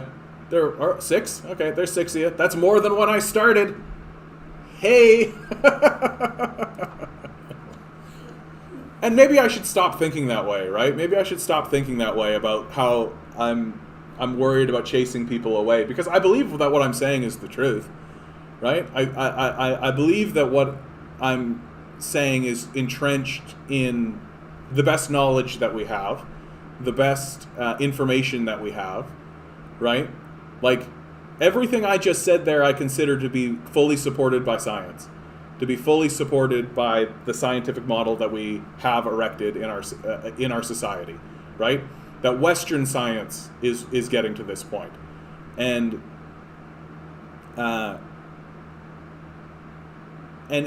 like, I just hope, like, ultimately the proof will be in the pudding, right? The proof will be in the pudding. That if I talk that way, people will hear, understand, and support it, and acknowledge it as the truth, because they'll just intrinsically understand that that's the truth, right? They'll just intrinsically know that, yeah, that's the truth, and that it's important for capitalists to denigrate artists and to denigrate the arts, because the true skill of the artist is to take things that have been unarticulated and articulate them. To take things that everybody has experienced and everybody knows as true, but lack the capacity to articulate, and so then the artist comes along and basically says what everybody is thinking. And while that sounds like such a simple thing to do, it is a skill. It's a skill that requires self-exploration. It's a skill that requires study, examination, research, focus. And of course capitalists aren't going to pay anybody to do it. Why would they? Because the result of any such exploration is going to be, oh, these fucking capitalists are demons. They're withholding food and shelter and enslaving people and creating genocides across the world. We should get rid of them, right? That's the only suitable artistic response to capitalism. And so of course they're not going to pay you for that, right? And so here I am on this channel, shouting into my webcam in front of 6 people, hoping that enough people will say that what I'm doing is valuable, that simply articulating the truth is valuable enough, and that we need to support it. My Patreon's in the description. Waka waka waka. I have to sell myself. Isn't it great? DJ Paradigm Shift. Amen. Thanks, bud. I really mean it. Thank you so much. I cherish that. I cherish it when people say anything supportive when I get into that kind of mode. And yeah. Thanks, Ward. Thank you, Ward. I appreciate that. I appreciate you too, bud. You were my first Patreon, bud. Thank you so much. I appreciate that.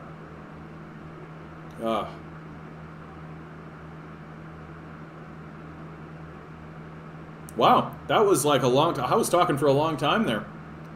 Holy cow. I'm going to pause for a minute, guys. I'm going to just grab some water, okay? One moment.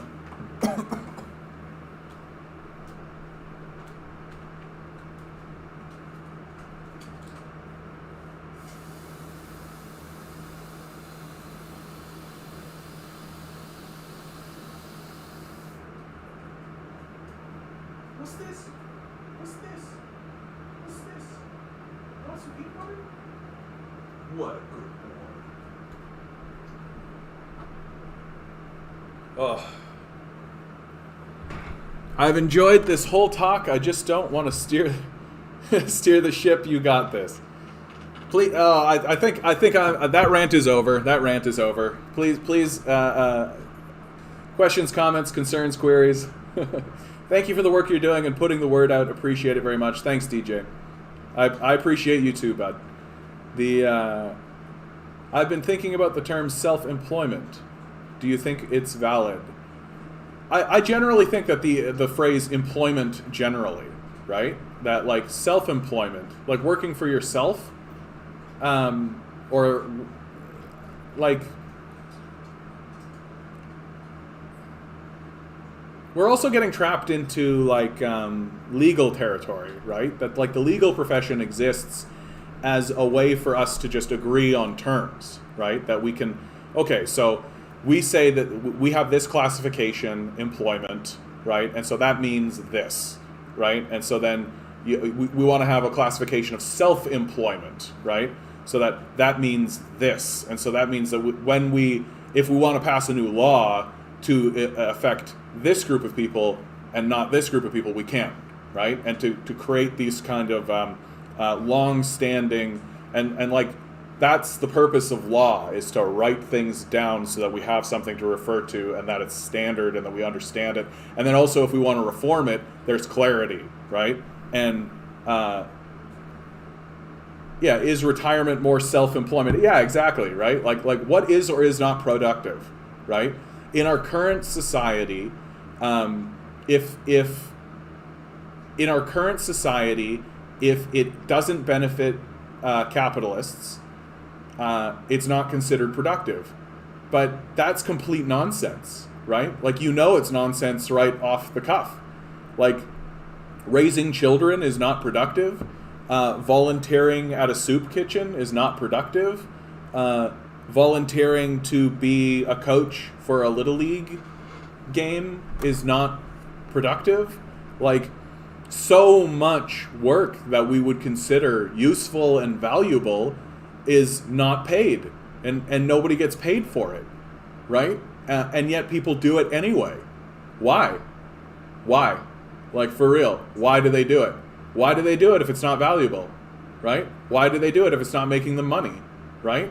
Well, there's got to be something deeper, right? There's got to be something deeper and more intrinsic than this worship of money, and that's all it is. It's just worship. It's just worship. A lot of laws are BS, mainly created because they have recurring problems that they don't know how to solve, so they create a law. Well, and laws, again, like, I'm more forgiving to laws in the legal system than I think a lot of people are. Because first of all, I have friends who are lawyers, and but also, like, I think that the law is more malleable than we like to think it is, right? That, like, a racist society will create racist laws, and that laws are a reflection of the society. They come out of a society, and they are erected by a society, and then they can be ultimately changed by that society, which is why it's important to structure your society so that those laws can be changed, right? It's that old Kennedy quote that everybody refers to when we get talking this way, is that if you make reform impossible, you make revolution inevitable, right? And so it benefits even the ruling class to allow for a system of reform to occur. Part of the issue that's happening in the United States is that they've put barriers in the way of reform, and that's built into their Constitution, right? James Madison straight up stated that, and it's in the document, right? He didn't like say it over here. He like put it in the document that he wanted the power to remain in the wealth of the nation, right? And that's always been a problem in America, because if you exclude large sections of the society and only make it so that the rich people get to be the ones that make decisions, well, then you make revolution inevitable. And I think that's where they're headed. Self-employment is really just a small business. It's a legal classification, but really, like if I am suddenly able to make enough money doing this podcast, I guess I'm self-employed, right? But like, I kind of work for YouTube, and I just, this is why I'm a big proponent of like a basic income and like basic wage and that kind of stuff, is because, like, I genuinely believe that people will always continue doing the important work that like nobody wants to do. Like, who's going to be a garbage collector? Who's going to be a janitor? Well, like, if you give people all of this, all their time back, and then you support them with a basic income and a wage, like, yeah, people are going to clean up their environment. People, like, we always have done that, right? Like, we always have done that. Like, we don't live in garbage-filled societies. Like, we never have. The only time that happens is when there's a labor dispute with the capitalists, right? Then your streets get filled with garbage, right? But if the capitalists weren't there, we just clean the place up ourselves, right? And we just go with the system as it was. I know that sounds like reductive, but I think I think it's true.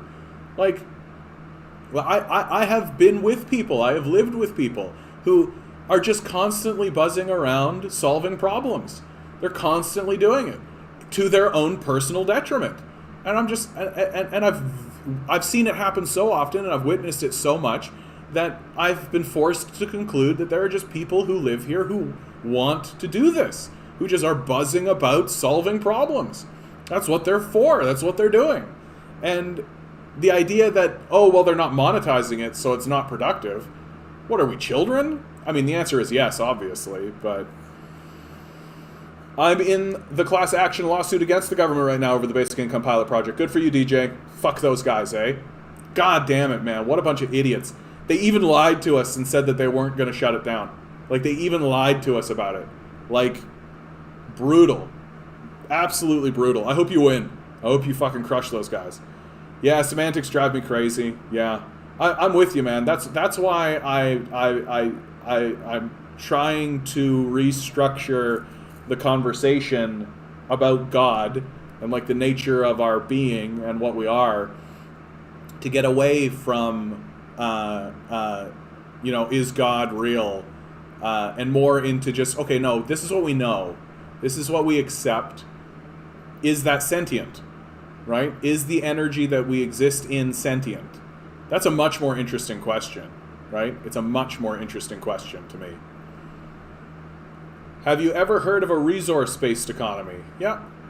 Just, part of the thing with the resource-based economy, and yeah, I hate Doug Ford, oh, I know, thanks, appreciate that. Yeah, I want to take those conservatives down. Yeah, fuck these guys. Let's get them out of here for another 50 years. Like, garbage. Anyway. Oh, I know. I got my dog. Hold on. I got to rescue him. I know, buddy. Conservatives, right? What a bunch of assholes. Oh, okay. I won't pick you up. Good boy, buddy. Good boy. Why don't you go have your peanut butter, dude? There's peanut butter right over here. I don't know why you're so anti-peanut butter all of a sudden. Yeah, I can't get talking to conservatives or else he loses his mind. So the resource-based economy, DJ, the issue with a resource-based economy is that there's always going to become a centralized currency, right? Something becomes the central currency, because fundamentally currencies are useful. They're just useful, especially when you're living in complex societies, that the state will always generate the common currency. They always will. And it is the way that we organize complex systems. We just accept that if somebody has money, then they not earned, but they have that money. They did something that was valid, or they were in a position that was valid, right? And then that money is supported by the power of the state and the military, right? And so we accept that we accept the common currency as trade, and that's how complex societies trade with one another. What's happened in our system is that the currency has been co-opted by a parasite, right? And that parasite are private banks and private industries, right? That that don't actually do anything valid or of worth, but instead use their financialization and market manipulations in order to increase the amount of currency they have, but without actually producing anything, without actually creating anything. And there are ways to stop this, right? We used to hang speculators, right? People who speculated on the market, we used to kill them. And now that's the backbone of the American economy. Wilhelm Reich. That sounds familiar. Wilhelm Reich. Wilhelm Reich. Wilhelm Reich. Wilhelm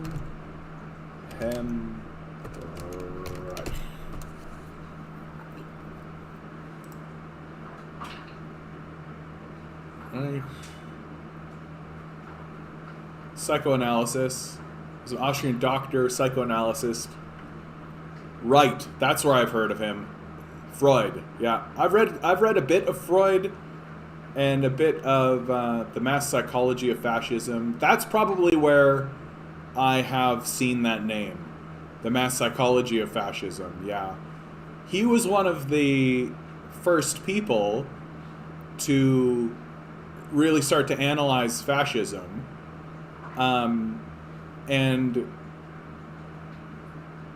this is an interesting thing because and it's completely natural that people did this, but one of the things that you'll really notice when people get into a conversation of fascism, what is fascism, right? They'll ask that question, but built into their texts and what they're talking about is a general assumption that fascism and capitalism are different, right? They assume from the outset that those two things are separate, and that they'll put it on a path. He was jailed for quantifying life. Like, what do you mean by quantifying life? Well, here, we'll probably read about that then.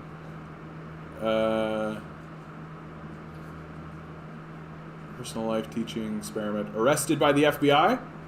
Reich lost his position, writing to its director to say he had saved several lives in secret experiments with the accumulator. Johnson was aware of Reich's claim that he could cure cancer and told him the new school was not an appropriate institution for the work. Reich was also evicted from Kessel Street after his neighbors complained about animal experiments. I don't know this. I don't know this much about William Reich, right? So I can only talk about what I know. An interesting figure, though, to say the least. Certainly has a lot. Wikipedia has a lot to say about him. Why did you bring him up? Because, like, going back to the conversation about fascism, like, people will always... I've read quite a few books on, like, the nature of fascism and all this kind of stuff, but they always separate fascism and capitalism. And you'll see,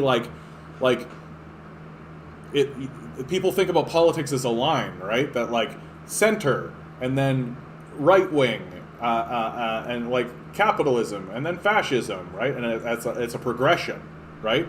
I don't view it that way. I think capitalism and fascism are the same thing, right? That they're economically structured to be the same. They are guilt. Like, there's that classic 14 the 14 signs of fascism. There's this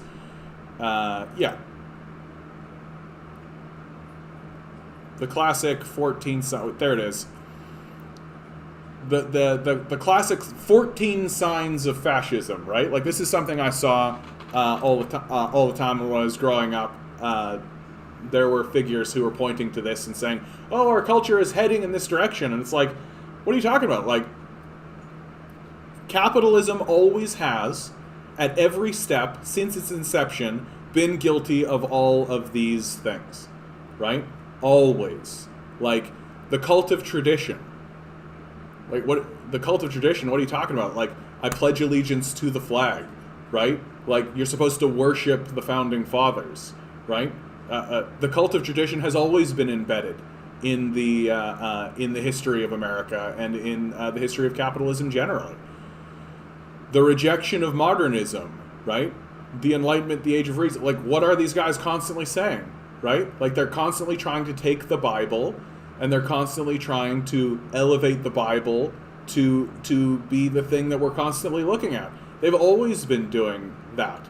We've always been doing this idea that the rejection of... we've always rejected modernism in capitalist societies, right? And we're all, like, what is conservatism except that, right? The cult of action for action's sake. I mean, we need to spread democracy throughout the Middle East, right?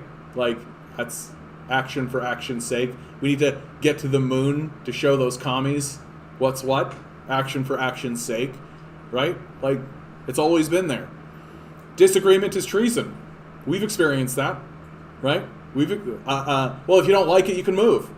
If you don't like America, get out of here. Love it or leave it. Like, what are you talking about? Right? That's always been here. Fear of difference. Like, what is the whole enslavement of the black race? What is this entire book, Cotton is King, if not completely saying a fear of difference, right? That's always been there. Appeal to social frustration. Yeah. Like, how is this like a new fascist thing? Like, appeal to social frustration is something that has happened in capitalist societies since the moment they've been capitalist societies, right? You could even go into monarchies. Like, take a look at Machiavelli, for Christ's sakes. Machiavelli talks about the appeal to social frustration, right? Like, that's not a fascist idea. Like, that's not a fascist thing. That's just good politics, frankly. Like, appeal to social frustration, yeah, of course there's an appeal to social frustration. The obsession with a plot. Yeah, everybody is their own grand hero, right? That everybody's a hero of their own journey. That everyone is on this unique hero's journey. You're not part of a collective, right? You're not existing in energy. You're obsessed with the plot of your own personal narrative. Like when Elon Musk is obsessed with the plot of the narrative of going to Mars, right? When the Rockefellers are obsessed with, when the guy who created McDonald's, right? The guy that the Walton family, Sam Walton, his obsession with creating Walmart, right? Like, there's Sam Walton has a really great biography that's really interesting because he's very honest. Like, he allowed it to be very honest. Yeah, the invisible hand, right? Like this obsession with this sort of plot that, but Sam Walton's family begged him to stop doing what he was doing because it was destroying him and his family, but he was obsessed with it. It was his obsession, right? So that's always been built into the capitalist system. The enemy is both strong and weak. You just need to look at the way the colonizers were talking about the First Nations people to understand that that's the truth. That's always been there, right? Like, they treated the indigenous population as simultaneously the strongest force that we need to fight against, but also just pathetic, people we could get rid of. Pacifism is tracking with the enemy. Hey, remember during the Vietnam War where they arrested people for not wanting to join, to be drafted? Haha, yeah, fascism is a new thing. Contempt for the weak. I mean, do I need to go into it? Everybody is educated to become a hero. Like, machismo and weaponry, right? Like, what, you think that George Washington and that crew of guys didn't have a lot of you think Ben Franklin didn't have a lot of machismo and weaponry, right? Like, what the fuck are you talking about? Fascism is different than capitalism? How? Selective populism. Yeah. There is in our future a TV, internet populism in which the emotional response of a selected group of citizens can be presented and accepted as the voice of the people. Selective populism, what are you talking about? James Madison literally enshrined in their constitution that the power should stay in the wealth of the nation. How is that anything but selective populism, right? Capitalism, fascism are different, though. Fascism speaks newspeak. Well, you think capitalism isn't using newspeak? You think the CIA hasn't always used newspeak? You think that the founding fathers weren't using, like, deceptive language in order to, no, my position is, as it has always been, that all of this work being done to delineate a difference between fascism and capitalism is predicated, honestly, like, don't get me wrong, like, I'm not trying to say that these people are, like, sneaky and underhanded and trying to trick you. I think it's being done honestly, but it is all being done with by starting with a false premise from the outset. And that false premise is that capitalism and fascism are different, that they are not exactly the same thing, right? Because fascism begins as a political movement within capitalism itself from the Mussolini. Mussolini was part of the Facili Party, right? Which is, I'm blanking on that. It's like the Workers' Party or something along those lines. And then the Westerners who were against Mussolini and Hitler, right? They needed a label, a title to hit them with that wasn't capitalist, even though that's exactly what they were. Mussolini and Hitler were both capitalists, right?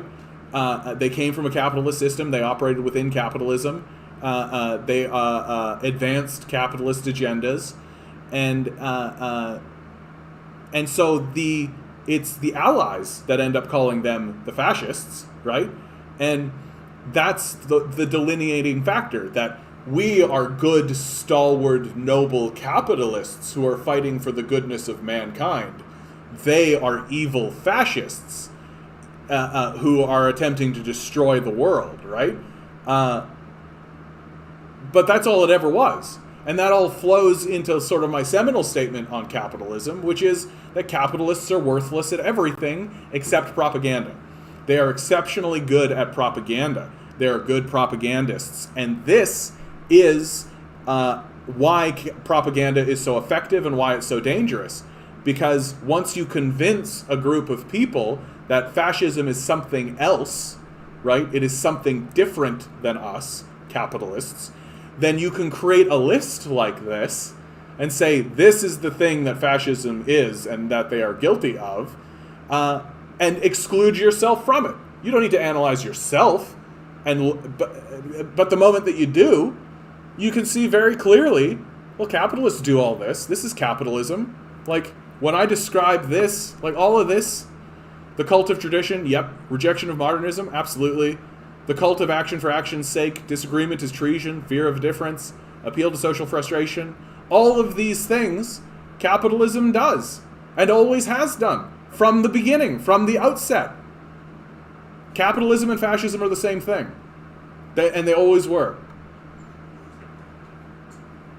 Did you know about the swastika clubs in Toronto in the 1930s and the Christie Pitts riots? I feel like I have heard of the Christie Pitts riots.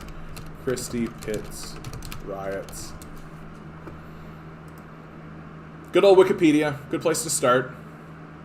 Occurred on the 16th of August, 1933 at Christie Pitts Playground. Oh, yeah, we're here to play. In Toronto. The riot can be understood in the concept of the Great Depression, anti-Semitism, swastika clubs, and parades of resentment of foreigners in Toronto, and the rise of Adolf Hitler and the Nazis in Germany in 1933. The riot occurred in the midst of the Great Depression and 6 months after Adolf Hitler took power in Germany. The Toronto papers reported on how Jews were being dismissed from professions in Germany. Thus, to Jews, the swastika represented degradation and physical violence against Jews and was inflammatory. At that time, the Jewish community in Toronto was predominantly poor and working class. Jewish families, some locals formed a swastika club, which openly displayed the Nazi symbol to express their displeasure and make Jews feel unwanted. Gross. So gross, man. Like, my grandparents killed Nazis, right? Our grandparents killed Nazis. Every hero I have ever had growing up killed Nazis. And now I'm supposed to, like, listen to these guys and take them seriously? What the fuck are you talking about, right? Kill these guys. Like, if you're walking around wearing a swastika, like, you might as well be a target. I shouldn't say that on YouTube. It's how I'm going to get kicked off this platform for sure, because they'll protect Nazis' right to be safe before they... I'm inciting violence, even though Nazis have no rights. The leader of the swastika club initially insisted that the swastika had nothing to do with Hitler. They said they merely wanted to keep the beach clean of Jews. This resulted in a tug-of-war between city officials and Jewish leaders who tried to have the swastika club disbanded. By August 14th, the situation reached a stalemate. Here we go. The riot.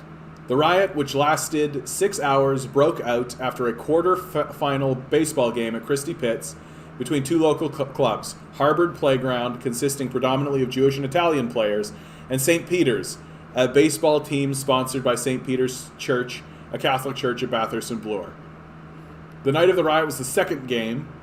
Of course, it's all built around. Of course, it's all built around sports, right? You guys just play it out. You'll play it out. Yeah, they'll play it out all right.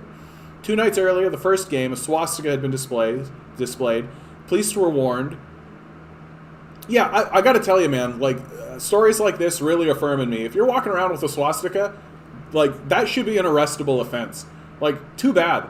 Like, I don't give a crap at all about like people claiming like, oh, that's my freedom of speech, man. I'm allowed to say what I want, man. Like, no, you're fucking not. Like, you're not. And if you're gonna walk around with a swastika, we should be able to take you and put you in jail. Like, period.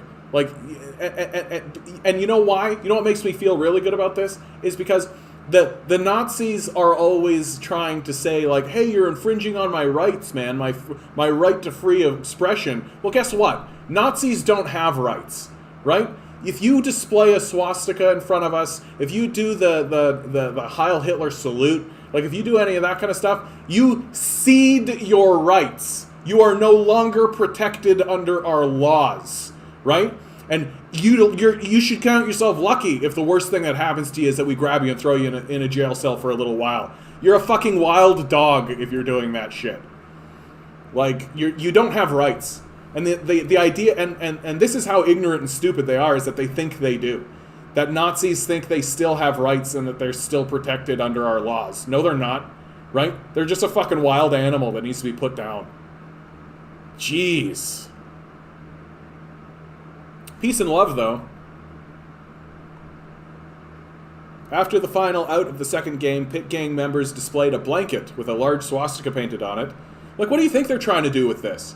Right? They're inciting violence. Like, it's obviously what they're trying to do. Right? And anybody who tried to claim that they're doing anything other than incite violence is stupid or complicit.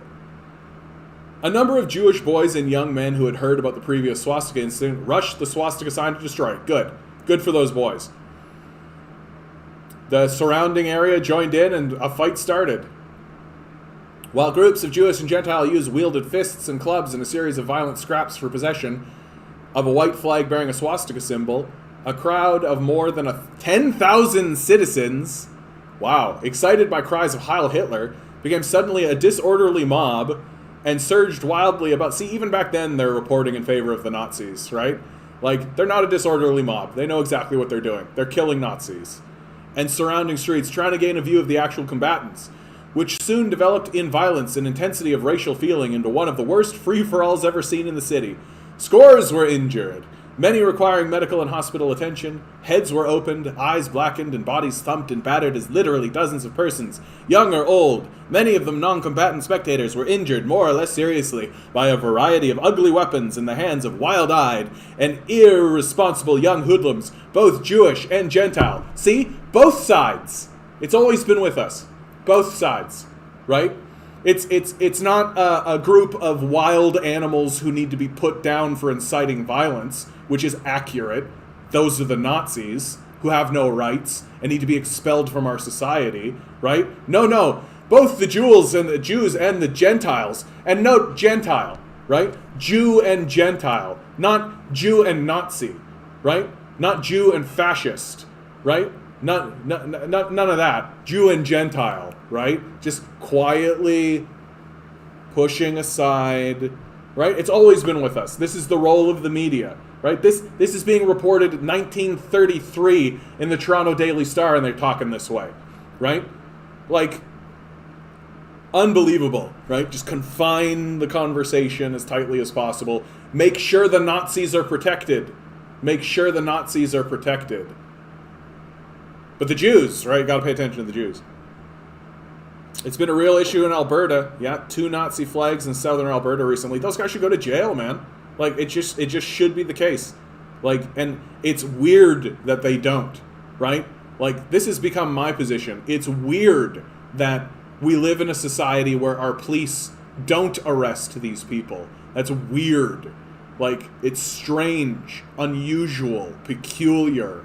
We should be very suspicious of a society that isn't grabbing people who are openly displaying Nazi swastikas and imprisoning them. It's weird that we don't, right?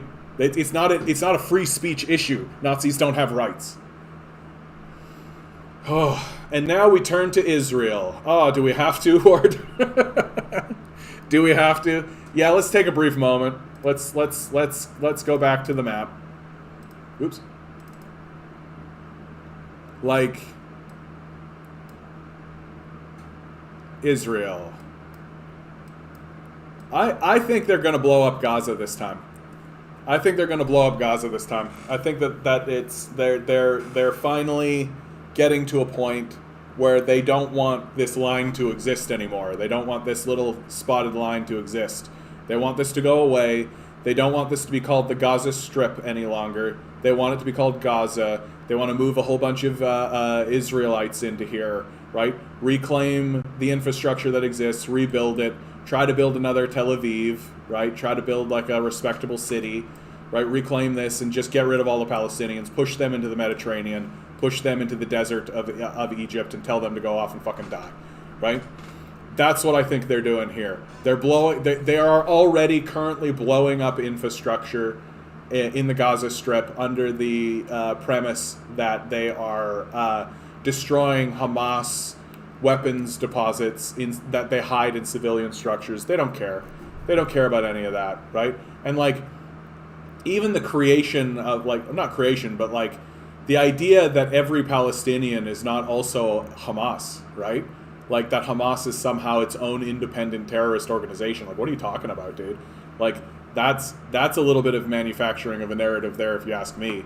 Like, if I'm in Gaza, like, there's no such thing as a Palestinian living in Gaza who is like not part of the war effort, right? They're under siege. This line is a wall, like it's a barricade where they can't be a part of the larger society. It's designed to keep them in. It's like the largest open air prison that exists, and they're gonna blow it up. They're gonna blow the shit out of it, and they're just gonna cleanse this area, right? That's the end game, and it's what they've always done. Like this whole area used to be Palestine, right? This whole area used to have Palestinians in it, right? What do you think they did, right? They pushed them out and shoved them into Gaza and the West Bank. And this time I think they're going to take out... It is a prison. Yeah, of course it is. It's an open-air prison. And I think that they are finally just going to clear it out. That will eventually happen. Like, and I'm hearing reports come out of... like, people are tweeting out of Israel that this is the worst it's ever been, right? That there are people who lived through the 60s, right? And lived through the displacement of their people in the 60s, right? And they've lived through all of this, and they're saying that it is the worst it's ever been right now, right? So that tells me that Israel has decided that this is the push. They're going to push to get rid of Gaza. They're going to push to destroy all of this. And because the goal for Israel is to take this border and put it here. Right here. They want to take over the Gulf of the Suez, right? They want to take this whole section over. Right? Get this chunk of land, because they want access to the Suez Canal. They want control of the Suez Canal. They want control of the Gulf of Suez. They want control... I mean, they already have control of this kind of area, but they want larger control of all of this. So that they no longer need to deal... and when I say they, I mean the Americans, no longer have to deal with Egypt, right? They don't want to have to deal with Egypt. They want to deal with Israel, because Israel is their ally, and Egypt... remember in 2008, the Arab Spring, how there was this big overthrow of the state that happened in Egypt, right? Who took over when they held a democratic election? The Muslim Brotherhood, right? The Muslim Brotherhood took over in Egypt. They won the election, right? And what's like agenda number one for the Muslim Brotherhood? The destruction of Israel, right? The destruction of Israel because of what they're doing here right now. And so the Americans, like, they came in and they deposed the Muslim Brotherhood. They put in their own people, right? But the Muslim Brotherhood didn't disappear, didn't vanish, right? They still exist, right? And so they would much rather have this line over here so that they don't need to continuously be negotiating and dealing with the pressure of the Muslim Brotherhood. They'd much rather get rid of that. So they'll move the line over here, right? And then negotiate with Israel, which Israel loves because they get like $4 billion a year, if not more, in military support from the Americans, right? And it's the same story over here. Like Jordan, they want to take Jordan over, man. Like, they want to take Jordan over, and they want to take the oil fields, right? They want to take all of that over in Syria, right? Take over sections of Lebanon. Like, they want to do all this, man. They want to do all this. They want to take all this over. And they want this all to be just Israel. And if the only thing that's standing in between them doing that or not doing that is, like, some Palestinians living on the Gaza Strip, they'll push those guys out into the sea, right? They got no problem with that. They got no problem with that, right? And it's just going to be like a redrawing of these borders, right? They'll just claim this territory for themselves and basically take all of the trade benefit and all of the resources without having to take the population. And then they leave that population behind, and that population is impoverished, lives in poverty for the rest of its existence. Who cares, right? USA, USA, USA. That's the goal. That's the goal. I'm sure there's even new stuff about it, right? Because of how the time zones work, right? Because, like, right now it's got to be like 6 in the morning where they are, right? The big news happens overnight. We wake up and the big news has happened. Yeah. They'll shoot you while you're lying on your back. They'll shoot you while you're begging for your life. They'll shoot you and claim you were reaching for a gun. They'll even claim while you shot yourself while you were handcuffed. Yeah. Like, this is actually an important point to bring into this conversation about Israel, because who's training the police forces in the United States? Who's training the police forces in the United States? It's the Israeli Defense Force, right? The IDF. The IDF trains police, right? That the training that is being used on American citizens is the same training that's being used on Palestinian and Israeli citizens, right? Like, this is how they are trained to operate. And they don't give a shit. Like, they'll shoot these people and just be like, okay, they're dead, we're moving on. Like, when does the narrative become one of anti-Zionist? Like, do you mean anti-Semitic, like racist? When's the tip? Like, when is it when is it no longer acceptable? When is the critique no longer aimed at the state, but is instead aimed at the race or the religion? Right? Where's that line? Right? Well, in my view, it does just come down to like, as long as you're talking about the actions militarily, right? As long as you're talking about the state and what the state is doing, and specifically talking about their actions, right? Then you're safe. You're completely safe. The actions of the state, you don't even need to get into the justifications of the actions of the state, right? That the action of what they're doing is itself immoral, right? You don't need to talk about the history of Judaism. You don't need to talk about the theological ramifications. You don't need to get into any of that. And that is where you can start to fall into anti-Semitic territory, right? That is where you can start to fall into territory of, like, oh, those dirty Jews, right? That kind of thing. Or, like, Jews are just thieves and that kind of stuff, right? That's, like, hard examples of anti-Semitism. But what's So that's the reason why I don't even bother. I don't even bother talking about like Israel's religion, even though like I read the Bible and I read their what they would call their Torah, right, and all of this kind of stuff, and I know a good amount about it. I'm not like I haven't kept up with it enough to be considered like an expert, but But my advice to anybody who wants to talk about Israel, and like they'll accuse you of being anti-Semite anyway, right?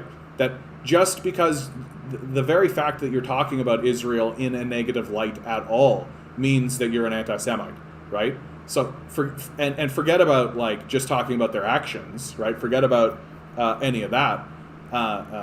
Just the fact that you're saying that what Israel is doing is bad makes you an anti-Semite as far as they're concerned. And so if you want to lessen the blow, though, for yourself... Oh, sorry, guys. My nose is just super itchy all of a sudden. Oh, my goodness. Ugh. So to lessen the blow and to find credibility, just don't talk about the religion. Don't talk about their culture at all. You really don't have to. Keep the conversation strictly on what are they doing? What are their actions? Because actions speak louder than words, first of all, but also actions are non-religious and non-cultural, right? They aren't connected to any kind of race, religion, or creed, right? Some actions are just evil by themselves, right? Like torture. Torture is one of these things, right? There is no acceptable time to torture anybody, and torture itself is self-justifying, right? It's the act of torture is itself an evil act because torture is itself evil. I know that sounds circular, but it's absolutely the truth. That if a person were to torture somebody while claiming they were doing it for good, well, the fact that you're torturing that person means that you are not good, right? And the person that you're torturing is certainly not going to think you're good, right? Is certainly not going to accept any argument you have for why them being tortured is necessary, right? And so you become their enemy from the outset. And so torture is one of those actions that defines itself. Israel is a de facto Jewish state, yeah. I mean, that's true, but I don't think it speaks. Like if you look at so let's delve a little deeper into the kind of traditional text of Judaism, right? Like the Jews have found themselves in positions like this before, right? If you actually read the Old Testament, right, they find themselves in positions where they have kingdoms or empires or any of this kind of stuff. What happens every single time, right? Every single time, some prophet shows up, a person who's called a prophet, right? Some intellectual shows up and tells them what you're doing is going to destroy yourself, right? You're gonna be destroyed if you keep doing this, right? The Israelites either pay heed and change what they're doing, right? And it saves them. It does happen. But more often than not, they ignore that guy, and what happens? They get destroyed, right? The Israelites have a long history of erecting kingdoms and empires that then get wiped out and destroyed, right? It's in their Bible, right? It's go read the Old Testament, go read the Torah, right?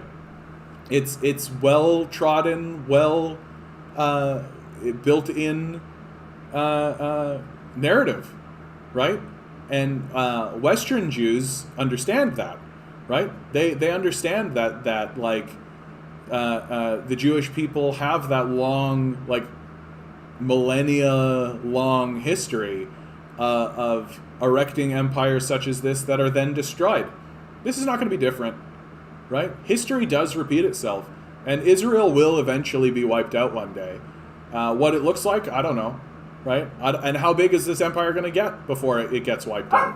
But like eventually there comes a point where the American empire itself collapses, right? That just does happen eventually. And the military funding that's going into Jerusalem stops, that the West more or less abandons Israel to the region. And why? You think all these Islamists are going to just let Israel be alone? Think they're just going to be like, oopsie? Like, nah. Nah. Would I prefer that didn't happen? Yeah, absolutely.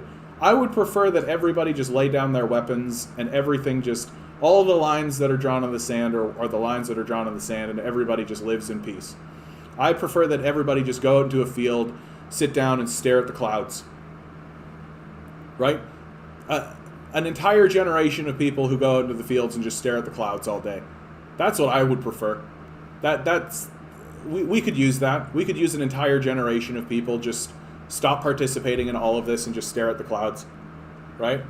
That'd be nice. It'd be nice to live in that world, but that's not going to happen, right? Like that's one of the hard truths of reality, is that there are people who are in positions of power and they take that very seriously and they have to make decisions and they have to do action for action's sake, right? Because we live in a fascist society that we call capitalism, even though it's the same thing, and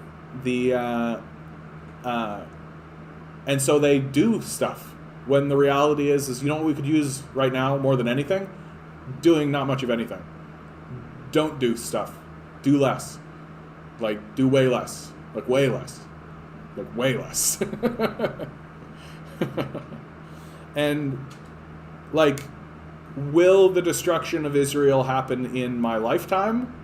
I don't know. But it does have to happen eventually. Like, it does happen eventually. Corporatists are quickly devising ways to force people back to work. Yeah, they'll starve us eventually. Like, they will. They'll absolutely starve people, because there's no depth, right? There's no depth they won't go to keep us. There's no depth they'll go to ensure that we're constantly working for them, right? They will starve us. They will pass legislation. They will make things difficult for us, right? And eventually they'll just come into our places and put us to work, right? Like, somebody asked me not that long ago, like, well, what do you think about a jobs guarantee, right? And I look at that, and I wish I had said it at the time, but I look at, like, a jobs guarantee done by this culture as a draft. That's all it is. It's just a draft, right? It's a draft into this militaristic nonsense. Like, what do you think they're going to have us build? Do you think they're going to have us build, like, a nice society? No, they're going to have us build weapons for Israel, right? Like, that's what they're going to have us build. They're not going to have us build a nice society where people can relax and chill out, right? That's not going to happen. So, like, no, if they, and what ultimately happens, like, they're going to institute some kind of guaranteed jobs program. They're going to starve us, put us back to work. Yeah, inflation is the looming threat, Ward, because we're not doing what needs to be done. Like, we printed a whole bunch of money in the face of the pandemic, which I actually think was the right thing to do, because the state can print money and it can. But then they printed the money, and you know who they gave it to? They gave it to all these corporations who then jammed it into offshore accounts. Like, who cares, right? Like, so that's what's inflating the economy, is that they printed all this money, and then they need to counter that, they need to tax it away. And they should tax it away from the people who are just sitting on swaths of it. At least I had time to learn how to grow, and I'm slowly getting more confident growing my own weed and food. Yeah, good. Hope to have at least some of my food bill offset by the end of summer. Good for you, Wig. Like, good for you, bud. That's a great position to be in. I feel like I should start doing the same, just with some, I've got some potted plants here, and I should start growing just some general food. Yeah, trying to offset the food bill these days for sure. Like, Japan has interesting plans for urban farming, where they build, like, these towers that are essentially urban farms, and that has largely been successful. And more I'm seeing in the city, like, people are keeping chickens and houses are being converted into barns, essentially. So stimulus / pandemic payments are the blame. Back to work. Yeah,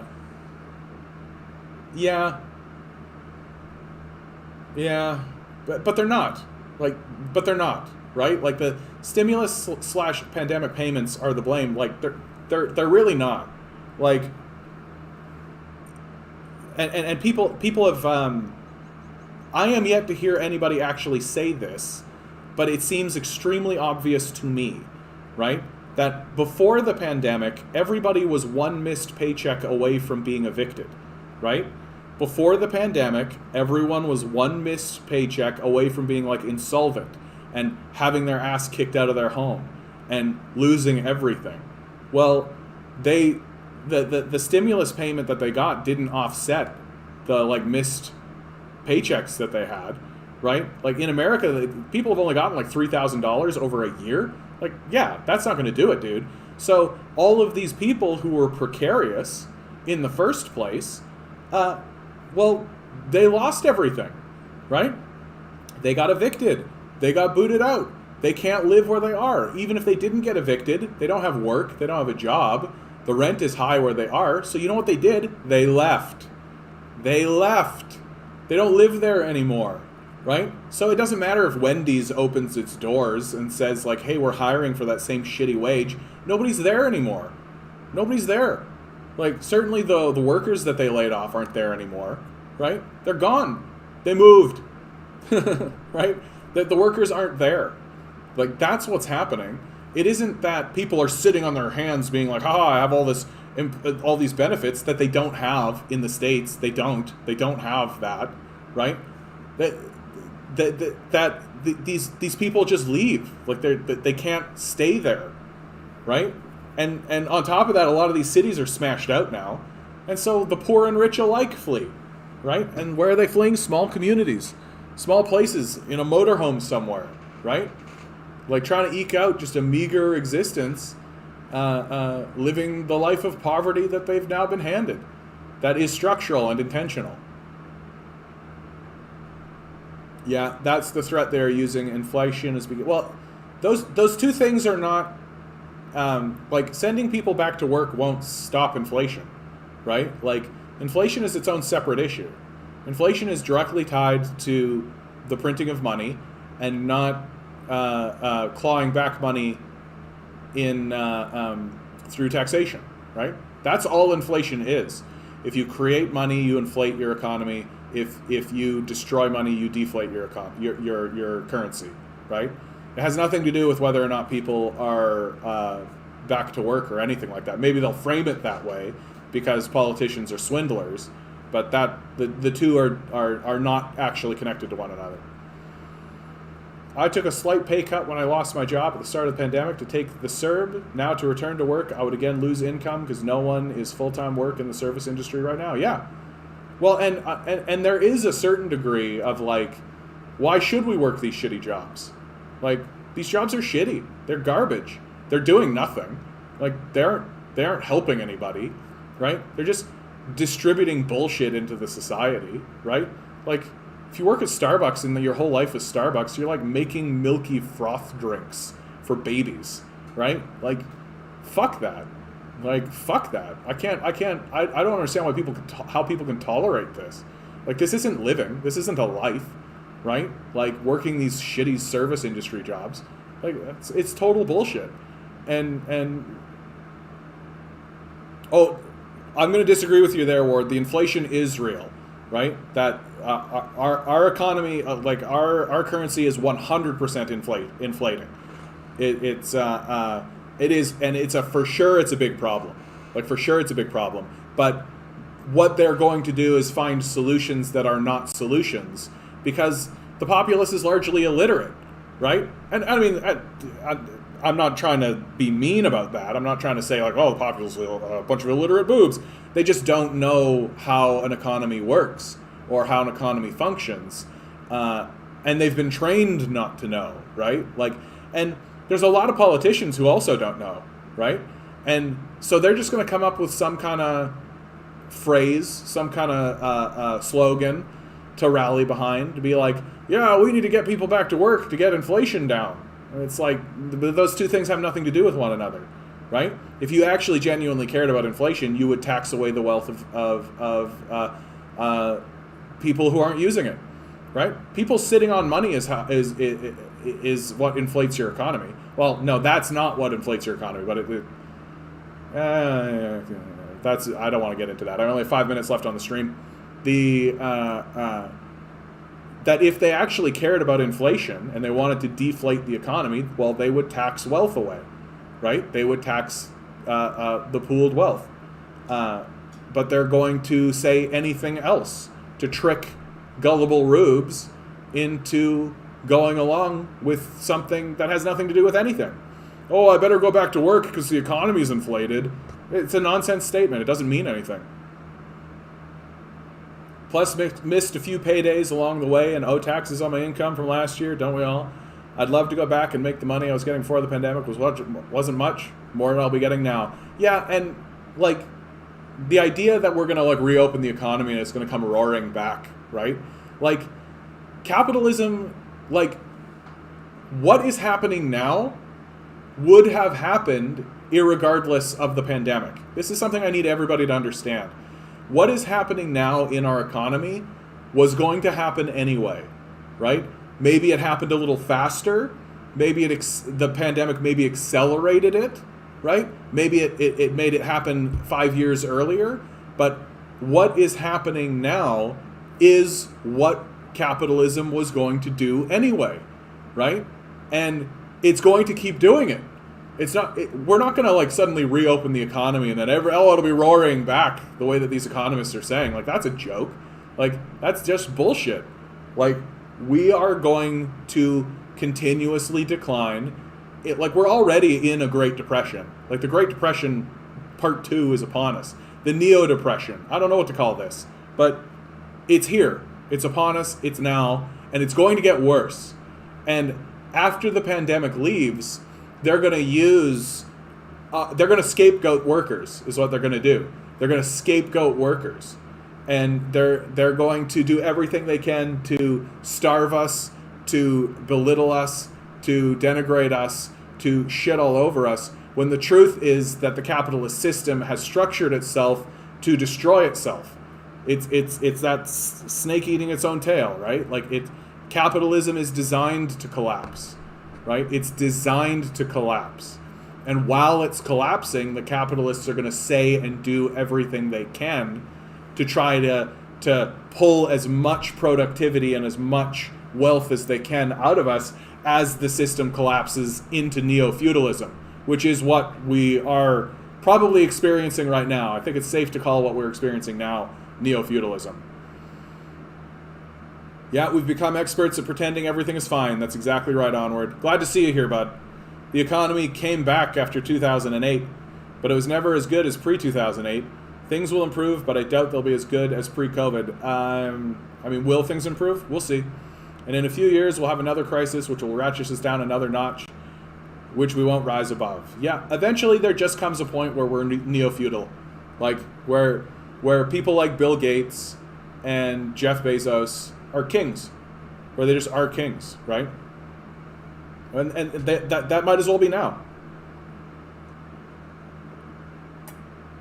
Yeah, calling Biden the new FDR is enormous propaganda, right? It's enormous propaganda to call him the new FDR because it completely discounts the size and scale of what FDR did. And like, they'll always say like, oh wow, it's the biggest he's done the biggest spending bill in 40 years. Yeah, because you haven't done a spending bill in 40 years. You've done nothing for 40 years. So anything would have been the biggest bill.